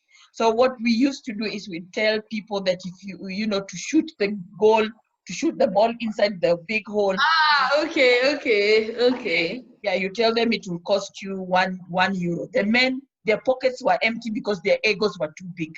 Right? No man walks out of there without putting both the balls inside and showing people, look at money. So there you target, you know, and for the women, you know, you can target you work with beauty people that can say, okay, you're bringing for them the crowd, they don't charge you, but then they do the makeup for the clients and stuff like that. Women, pedicure, manicure, whatever. You work also with the local businesses around. Where else can you get money from? Depending on what you're doing, you can go like to travel agents, no, who want to sell tickets going to those countries, like South Africa. Good rises here. You put a topic about South Africa, Namibia, whatever. You go to the travel agents and you tell them, can you sponsor the event, so that their logo comes at the bottom of the poster. That's a loan. You're bringing for them the crowd. They are going to pay you. No, World Remit, MoneyGram, Western Union, and all those people, they're going to pay. Then you have Leica Telephone. How is it called? Leica. Leica Telephone. The telephone companies, they are going to, you just go in, tell them what you want to do. You've already done a small little presentation of what your goals are, and you tell them the sponsorship. If you come and you want us to put your names in the pens or in the bags or whatever, this is how much. You decide how much you're going to ask people who are sponsoring to pay. They're going to pay. That is where you're going to get money, the funding from. Another very good place to get funding from is, of course, the radio stations.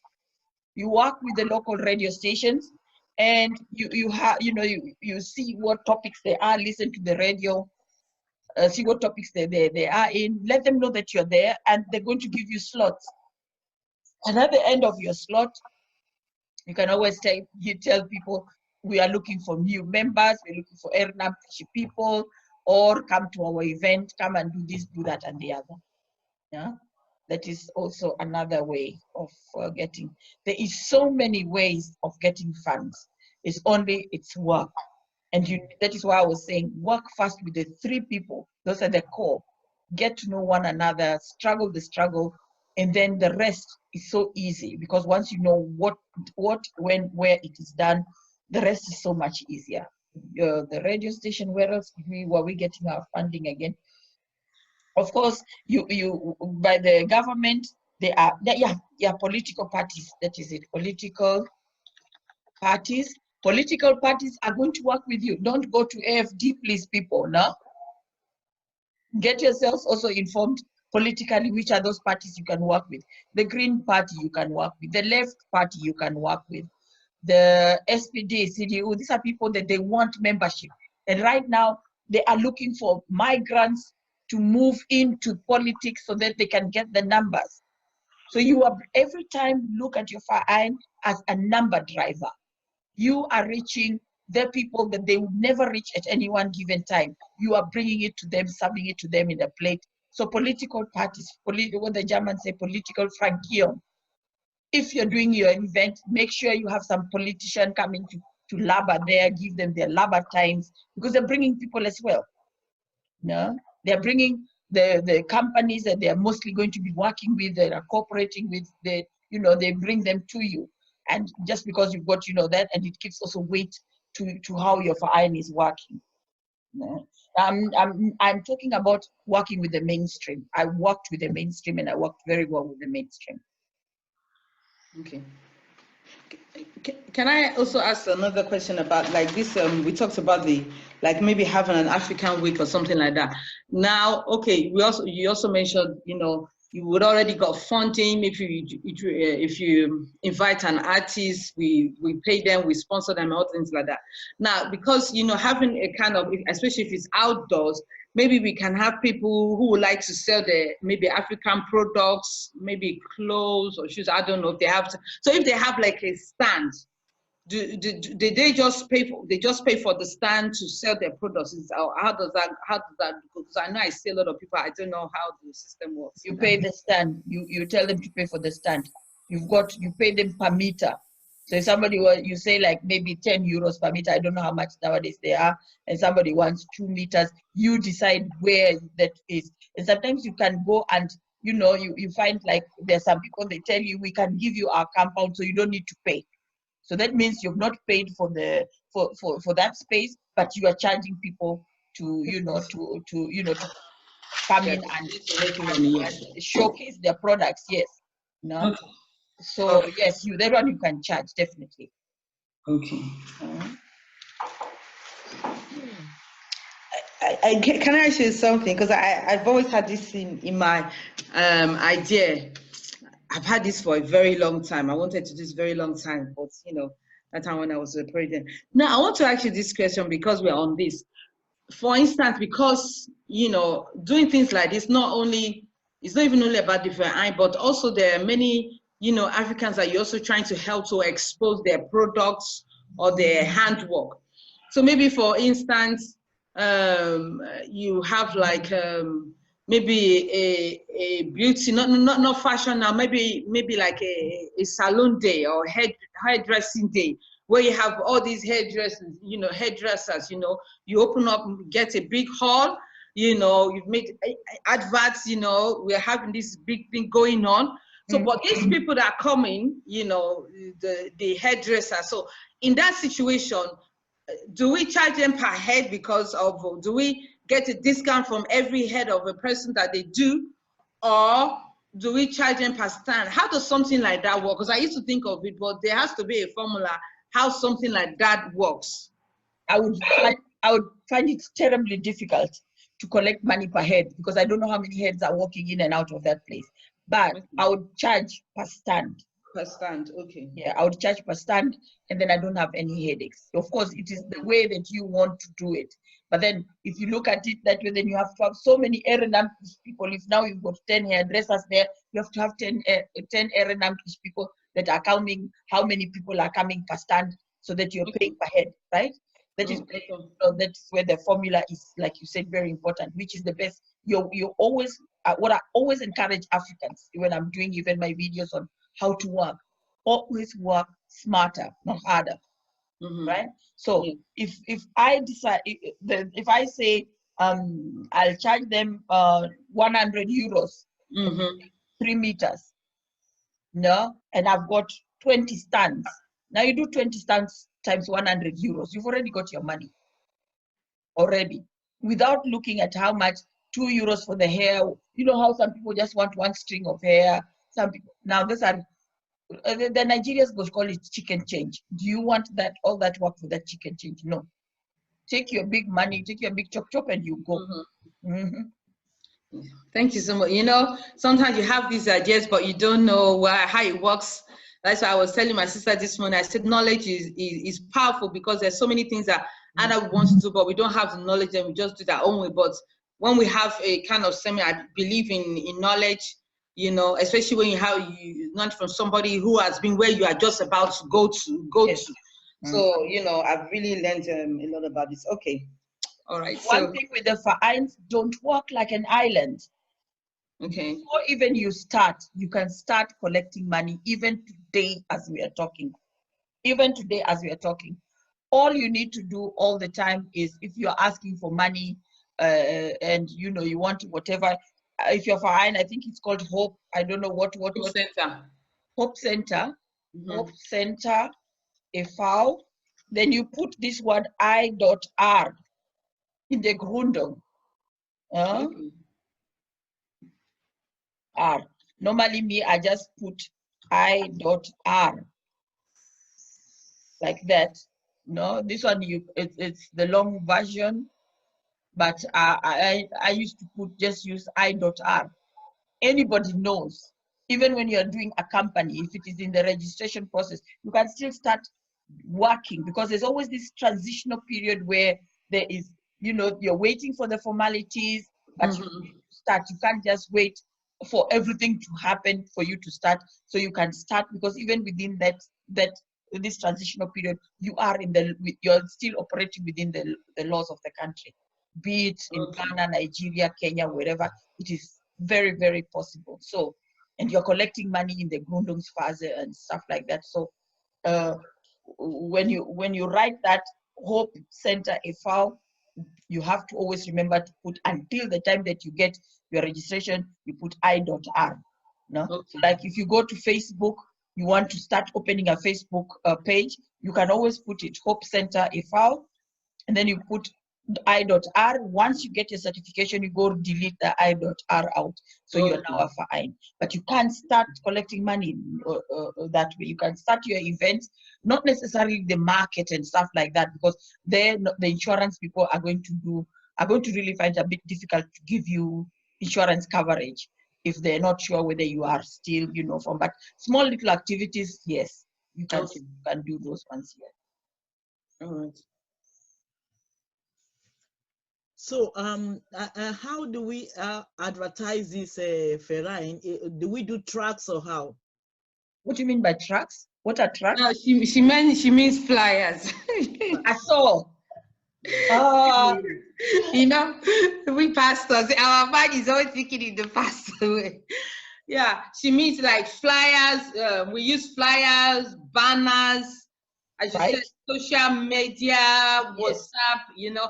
I've just been so skeptical because I've not got the certificate. That's why, you know, because I know Germany, I'm like, okay. No, you can't. Got the thing. I'm like, okay, that's why I've not really made, you know, you can still come, start to you must let people know that you're coming up. Okay. Yeah, you must because you have to remember you're not the only one who is starting your fire. No. No. Get your Facebook group, put in your members inside there, get them activity, let them see what is happening, what activities you're doing, how you're doing it, put it in the Facebook group, which is private to you people, you know. But as the minute that you get your certificate, it's a reason to get people to, now that when you get your certificate, it's only the three of you to celebrate. What an anticlimax. But if you were to get people already, it is a big celebration.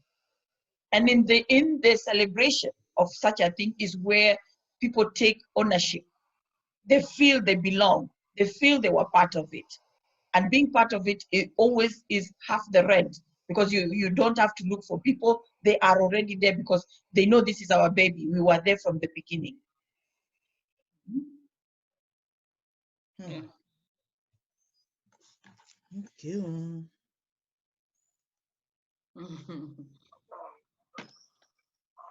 So that is the event, how to run a registered run and fund a fine. On my side, I have come to the end. And of course, I'm taking, no, this is not a Swahili group, but it's okay. I'm now taking any other questions that you may have. What you're going to get from me via Inca is a complete starter kit. Oh, okay. And yes, and in this starter kit, in this starter kit, I am going to give you all the information, all these documents. You're all going to get them. Thank you so much. Yeah, which means if you have members that new members registering, you have a membership form that you can, you can readjust to fit Hope Center. No, Okay. if you have the Geld Zuwendung, at the end of the year you have to give each and every member a Bescheinigung that they have paid how much money for the year, so that they go back to Finanzamt and get that money back. I've put it here. Beitragserklärung, I've put it there. I've given you a Geschäftsordnung for eine Mitgliederversammlung. How does it run? And each and every one of them I give you as in workable, in the document way, so that you can, do it. In fact, I've also have here, just in case you experience problems with your Satzung, I also have a Muster Satzung here, because the Satzung, the first three things are the ones that remain the same, and the paragraph number 3 is what is the difference, the Vereinssatzung. That is what differentiates, but all the others is all the same, it's standard. So how the Mitglieder is going to be called for the Verein, blah, blah, blah, those are kind of like standard. When the one that I've given is within the law. So I'll be sending you this document. I'm not sure how I can be able to send it. If I don't be able to send it on the email, I'll send it to you uploaded, and then I'll send you a link so that you can download it, each one of you, on your computers. Okay. All these documents. I've also got a letter here that I've prepared for you, one in German asking for sponsorship. So you don't have. Oh, that would be nice. So you don't have to I just feel it. Yeah, you don't have to think of no grammatic that it does. What happens? I have an example of how to go about asking for sponsorship in German. No? Okay. Yeah. That would be lovely. Yeah. And I also have here, like for instance, when you are going to do an event, I've also got here what I call the canvas. So if it is an event, it helps you, find out the goal of the Verein, but you want to find out what's going to be the key members, what are the activities, what is the objective of this event, if it is the Africa Week, and how it's going to be relating. This is where are the income going to be generated, coming from, blah blah blah, so that if you are going to be asking for funding, all you need to do is to present this to those people, and they read it at one go. Nowadays people don't want to read too many pages, they want to see all in one page. So I've got this one also as well for you, ready for that. And I also think there is one for organizing event. I'm not sure. Stimmenrecht Vollmacht. You know, like when you're going to do the Mitgliederversammlung, and there's some people that cannot come to the Mitgliederversammlung. They want their representation for their votes. No, I've got here the form that you can give them to fill that in. I've got here when somebody wants to leave the Verein. In assumption. Yeah. Okay. Yeah. So Reisekost. You remember I was telling you you're allowed to claim for transport. I've got here a Reisekost Abrechnung that you can use. Ehrenamtlich. So this thing, Finanzordnung, I've got all this what you need, including a book about Vereinsrecht that you can read. Part of the information I got it out from there. That is in this presentation that I did. No, so everything is going to be in the starter kit for you to kick off and, you know, basically start a Verein, as opposed to us who kept on looking for these documents, had to borrow from other Vereins. They're all here.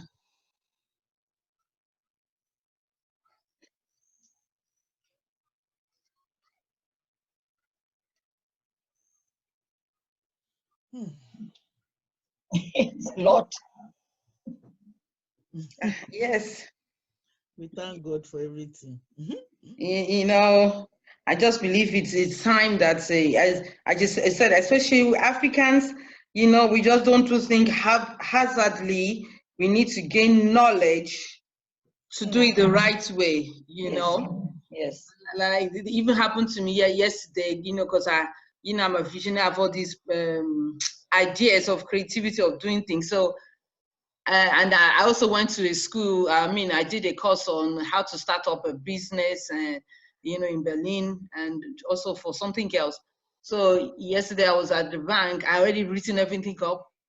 You know, I said I have this idea. I want to borrow money for the bank, and the first thing they asked me, "Where's your business plan?" Yes.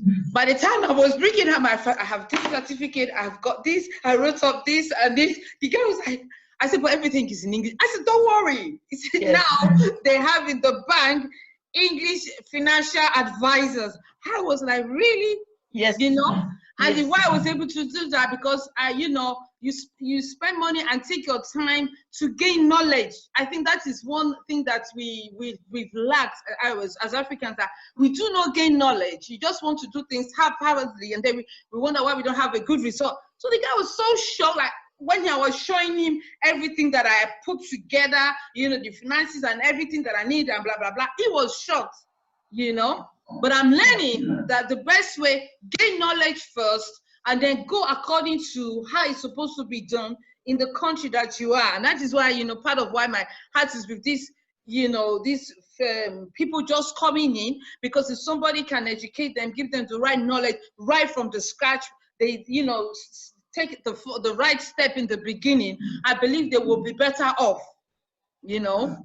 I offer these classes. I used to offer them together with the Ministry of Family. They used to contract me to do it.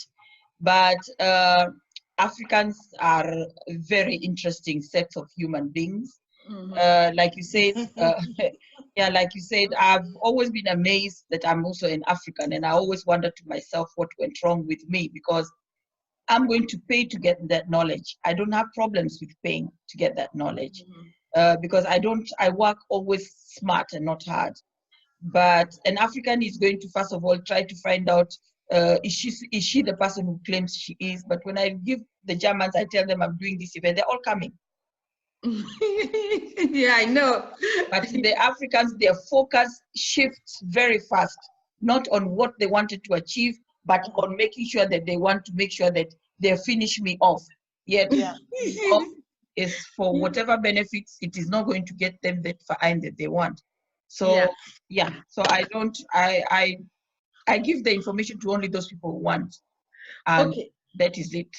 Yes, Ma, because I was trying to get to my email to remember the questions I had for you, and I just remembered one question right now, and I think I mentioned it the other time. You know, we talked about integration, Yes. As I have here about, I have something, a project name, Hope Center Integration Seminars, like doing seminars, for people. And I remember you said also for the language that one needs a certificate about it. I remember you told me. A license, yes. Yeah, license. So please, can you elaborate for me on that? How do I go about it and things like that? Because you're going to need to take a professional for that, because getting the license, the time that I got the license, it was not easy. The forms were from here to Timbuktu and back. Understanding those forms are not easy, but I will tell you the process of getting the what is it called, the license. Now, to get the license, you first go on to the bank information site, where it is for the course and beta. The link is there online. There is no secret about it. You download it. It's going to be papers that are going to be from here to Timbuktu and back. Once you download that thing, on general, the first things that must be in place, there's got to be a room, a public room with an exit, a secured exit that was very necessary, with a door that can block the fire escape door, so that if there is fire, it's a security door. You're going to need that. You're going to need tables and chairs. You're going to need the blackboard, and you're going to need at least one teacher, a qualified and certified and recognized teacher by BAMS, to be able to sit down and write a course for our eins as why whatever be eins bis why blah blah blah, say eins bis why, and the Alphabetierungscourse. For each of these, you're going to submit together with your application the course content. They are actually given in, but they want to see that this is what they are going to be within the stipulated requirements of BAMS. Now, once you've done that, you're going to go and make an appointment with the fire brigade, and you're going to go and make an appointment with the Bauamt. These people must come to your place and give you a stamp of clearance that you can run those whatever in that place. If it is a place that you're going to be getting that is already gotten those certifications, then you don't need to, and all this is free. You don't have to pay for them to come over. This is a requirement that has been already catered for by the German government. These people are being paid for from somewhere else. I don't remember that we paid anything when they came to us. Okay. So the chairs and whatever, you can get government offices that you can ask government offices, because I remember the last time when I was looking for chairs, the government is the one that gave me their old chairs and tables. So I didn't need to buy them because we were a fine. I didn't need to buy them. So we just went and picked them up.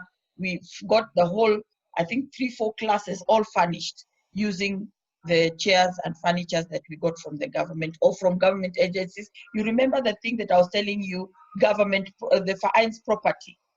Yeah, those are the ones that they'd already written to whom would they give these things if they're still in a good shape to, to profit those charity organizations. Yeah, but what about if because it's one thing to have your own room as you are explaining how it's supposed to be, but what about, because sometimes I use like is Deutsche Rotes Cross. They have rooms, they already have the blackboards, and they have like the whole setup as a classroom. Is that going to be difficult? Because within these rooms, there is also the insurance part. Are you going to use the insurance of the Rote Cross? I doubt if they're going to agree. I doubt if they're going to agree.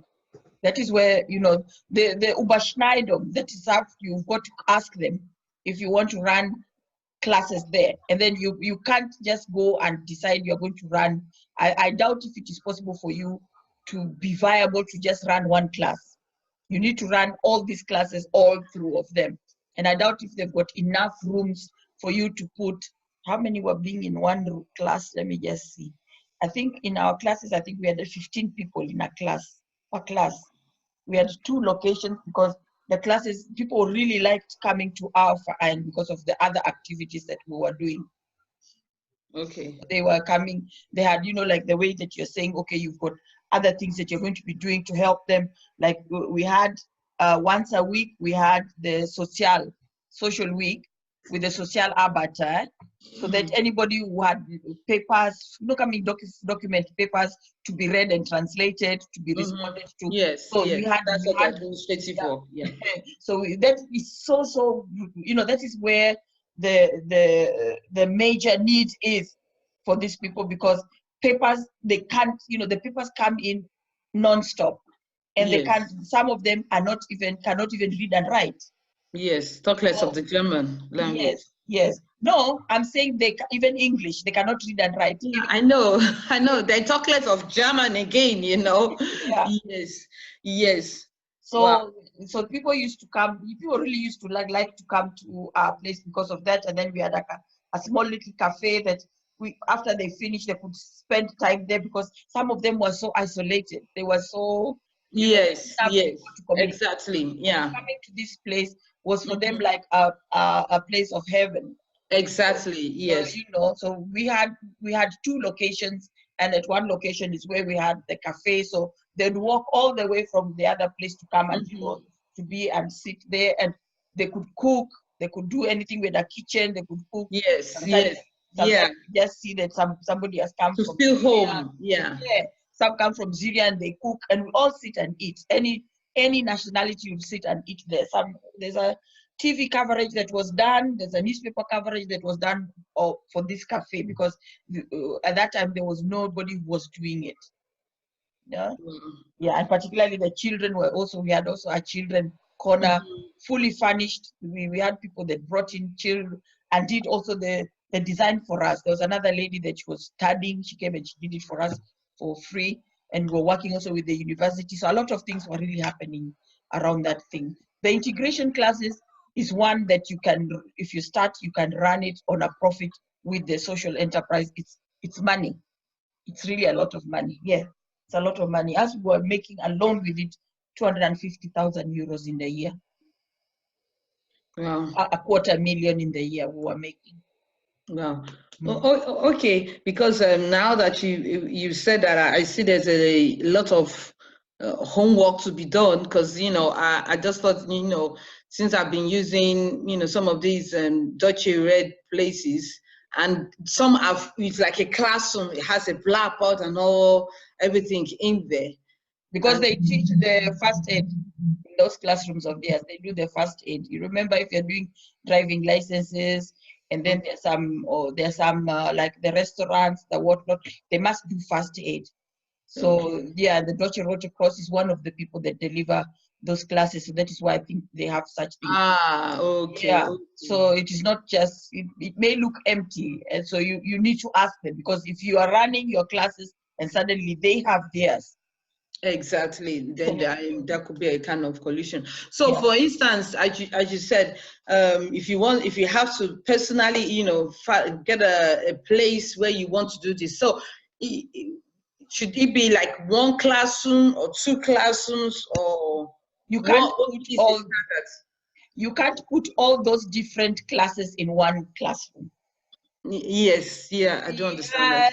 We had, my God, we had 2 floors.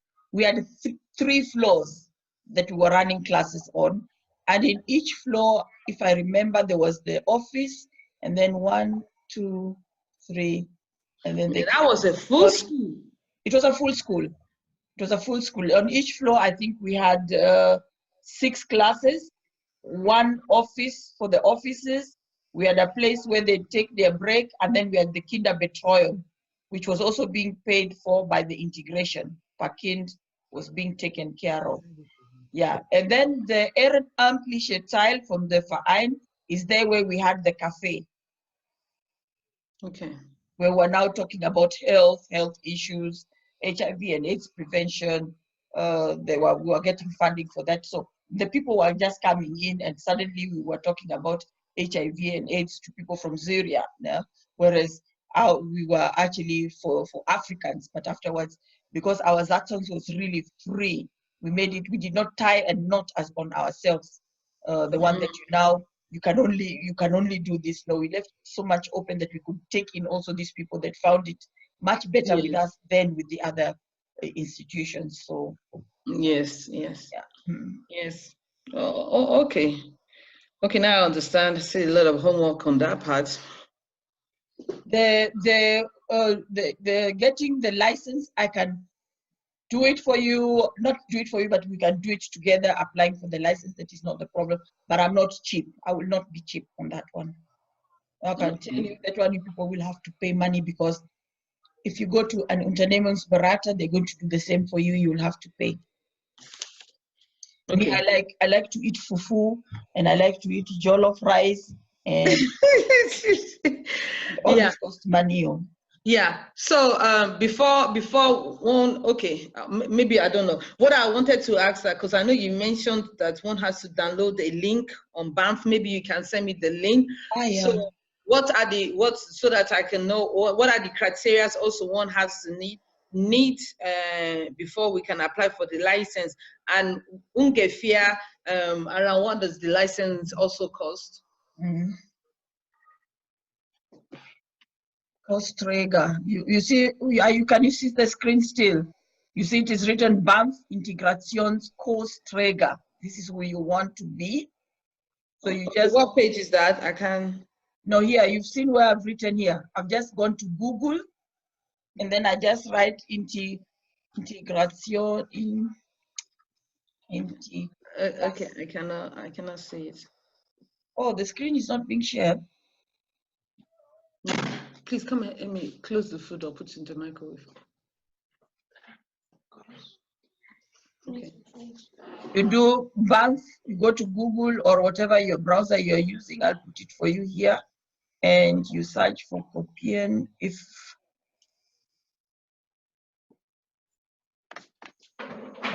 Integrationskosträger, and then when you're going there, you have to look at the bottom line. It has to be www.banff.de and nobody else.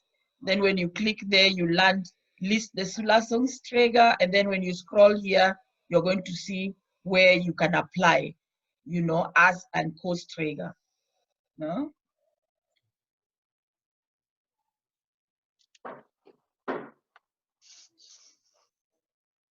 For Zulassungskosträgers, and here it is, Zulassungsverfahren. That is what you are asking.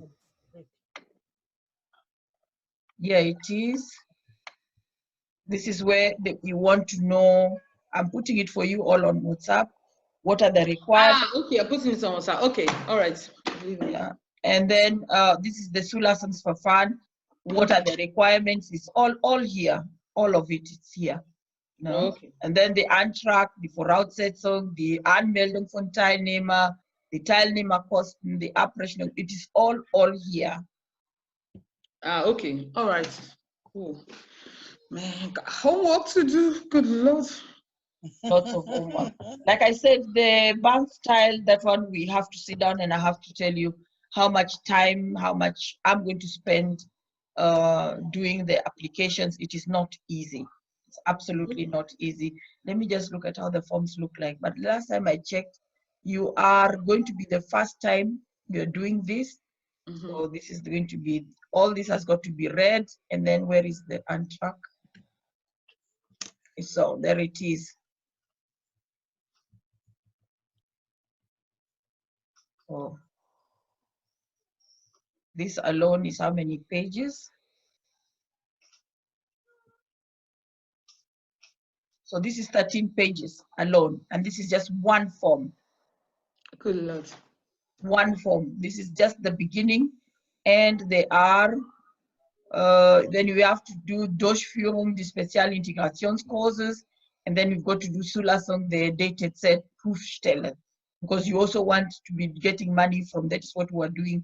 We also want that the exams are done in our premises. No? So it is a lot of work. For me, those days, because there was nobody to help, I struggled, and I think I almost took 6 months before I got the integration Sulas. Okay. They're going to come, and the people, you're going to find people who are going to be in charge to help you. They're also very helpful. It's not like they're just going to let you be there, but there's also a lot of control that goes on. No?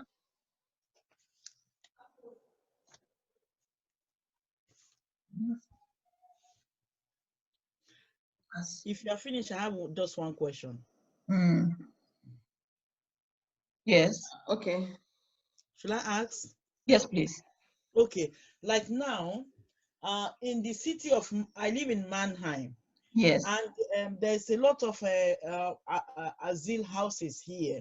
Yes. So what if I just want to go in and integrate with them, to talk to them? What are the process? Why do you want to do that? That is the question they'll ask you.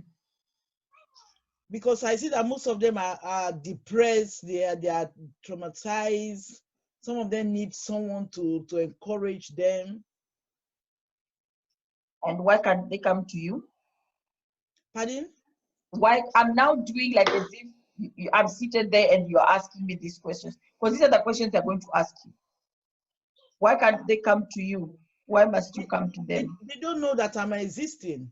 Okay, so you have to look at it from this point of view.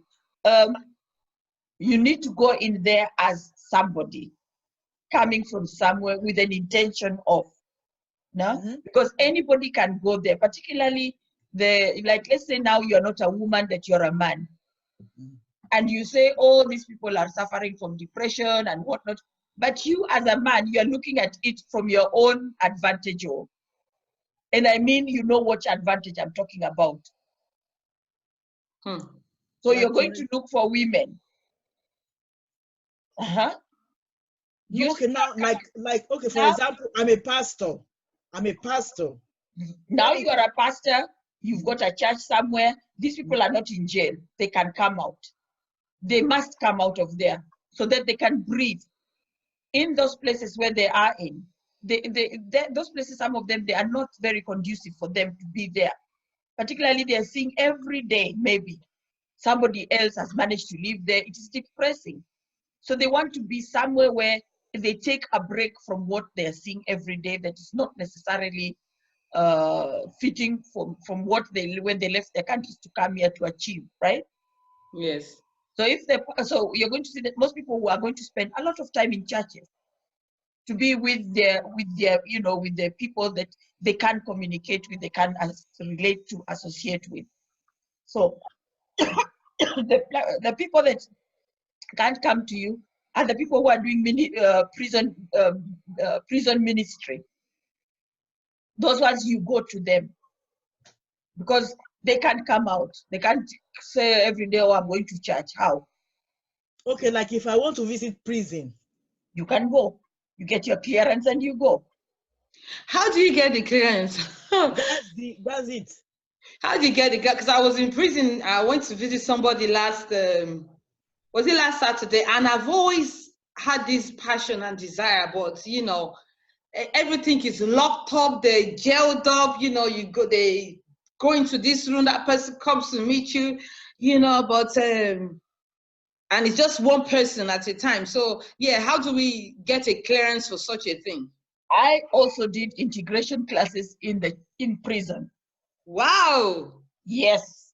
Wow. When I do things, I do them properly. I did integration classes in prison. What I did is I went and wrote a letter. I called them. I always call and tell them I had somebody that I was supposed to visit that is HIV in prison. Okay. Now this person went and attacked a woman and stole their money and hurt this woman. Now, when I was talking to him, he did not see that what he did was wrong. I had problems with that because I have been robbed before. I know what it feels like to be helpless, but he did not think that that was anything. And he had this rosary that went even under his legs. Don't ask me how that gets him closer to God, but he felt it did. So because I had problems going to visit him, I looked at the situation and I discovered that this guy, if he could speak English, because he was only speaking French, if he could speak English, I mean, if he could speak German, then he can talk to those people that, you know, that are like him, that is in jail with. Then he can talk to them. So what I went and I did is I approached the director of prison and I told them that. They were very shocked. In that shock moment, they helped me, and we had 3 classes running. Wow. And there 4 classes running in prison, where our teachers had to be cleared. I had to be, the 3 people had to be cleared. You remember our 3 people? They had to be cleared. Every time I would tell anybody, oh, I'm going to prison, they thought I'm a prisoner. But I had work that I was doing in prison. Prisons that are doing reintegration programs, that is where you need to go to. Not all prisons do it. But if you, once you get your license, you can go to all these reintegration prisons and tell them, if they're not already doing it, that you want to offer integration classes. It's the best money you can get for the fine, because you don't pay rent. These people come to you. No, you don't need to pay rent. The only expenses that you have is the one that you're going to pay the honorar for the trainer, the teacher, and the transport. That's it.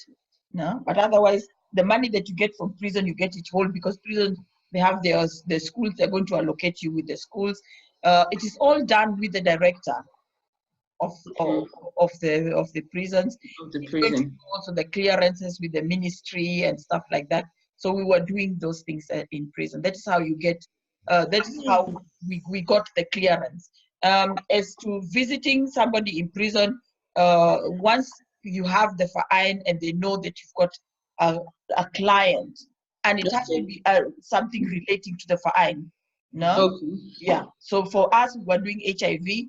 The person was HIV, so we would go into prison to do the culturally synthesized HIV prevention awareness programs.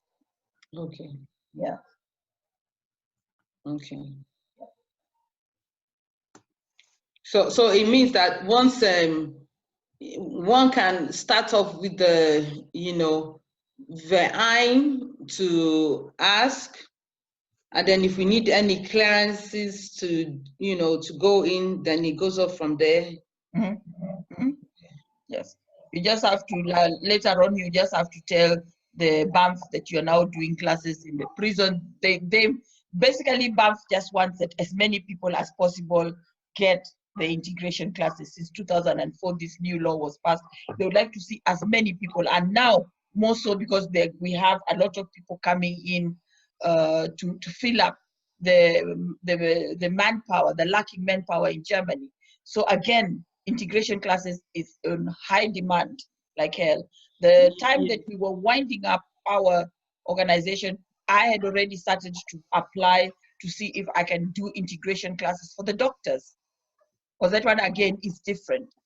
You're going more terminology related integration classes, where they would like to know, in the medical sector, where they would like to know more about the tools, the work, how they're going to be doing it. So it's more related integration classes to the work of in the medical area. By the time that we were winding up, that was my next goal, to get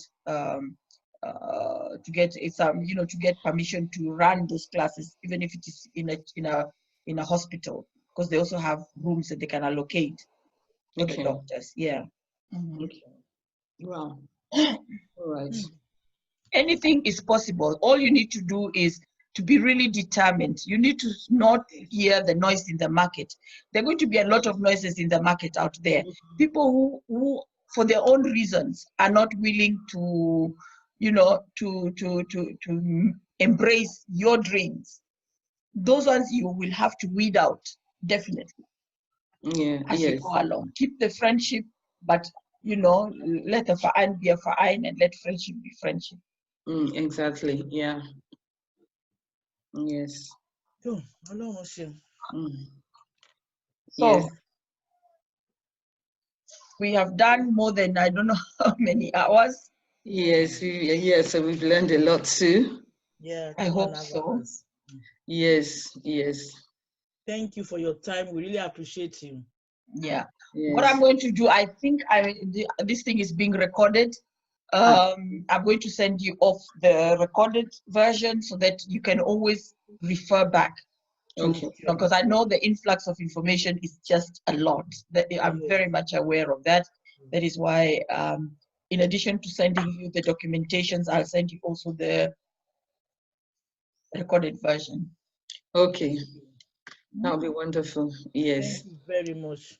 Yeah. Welcome. And I want to wish you all a great start. I sent you the link on somebody. I sent you the image on another lady who has managed. So it is nothing that you're not doing that is impossible. It's very possible. Yes. Thank you very much. You're most welcome. Yeah. So we call it today for finished, and then we see how it continues. Okay. Yeah? Thank you. All right. Okay then. Yeah. All right. Thank you so much. I will highly appreciate you. You're welcome. Okay. Okay, bye for now. Yeah, Okay, you too. bye-bye. Bye. Have a nice Bye. day. Okay. Bye-bye. Bye, bye. Yeah.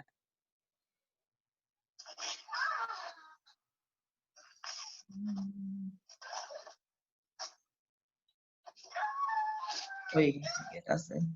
And then, okay. Okay. Can you still hear me? Yeah. Yes. So you talking to one another? Hello? Yeah.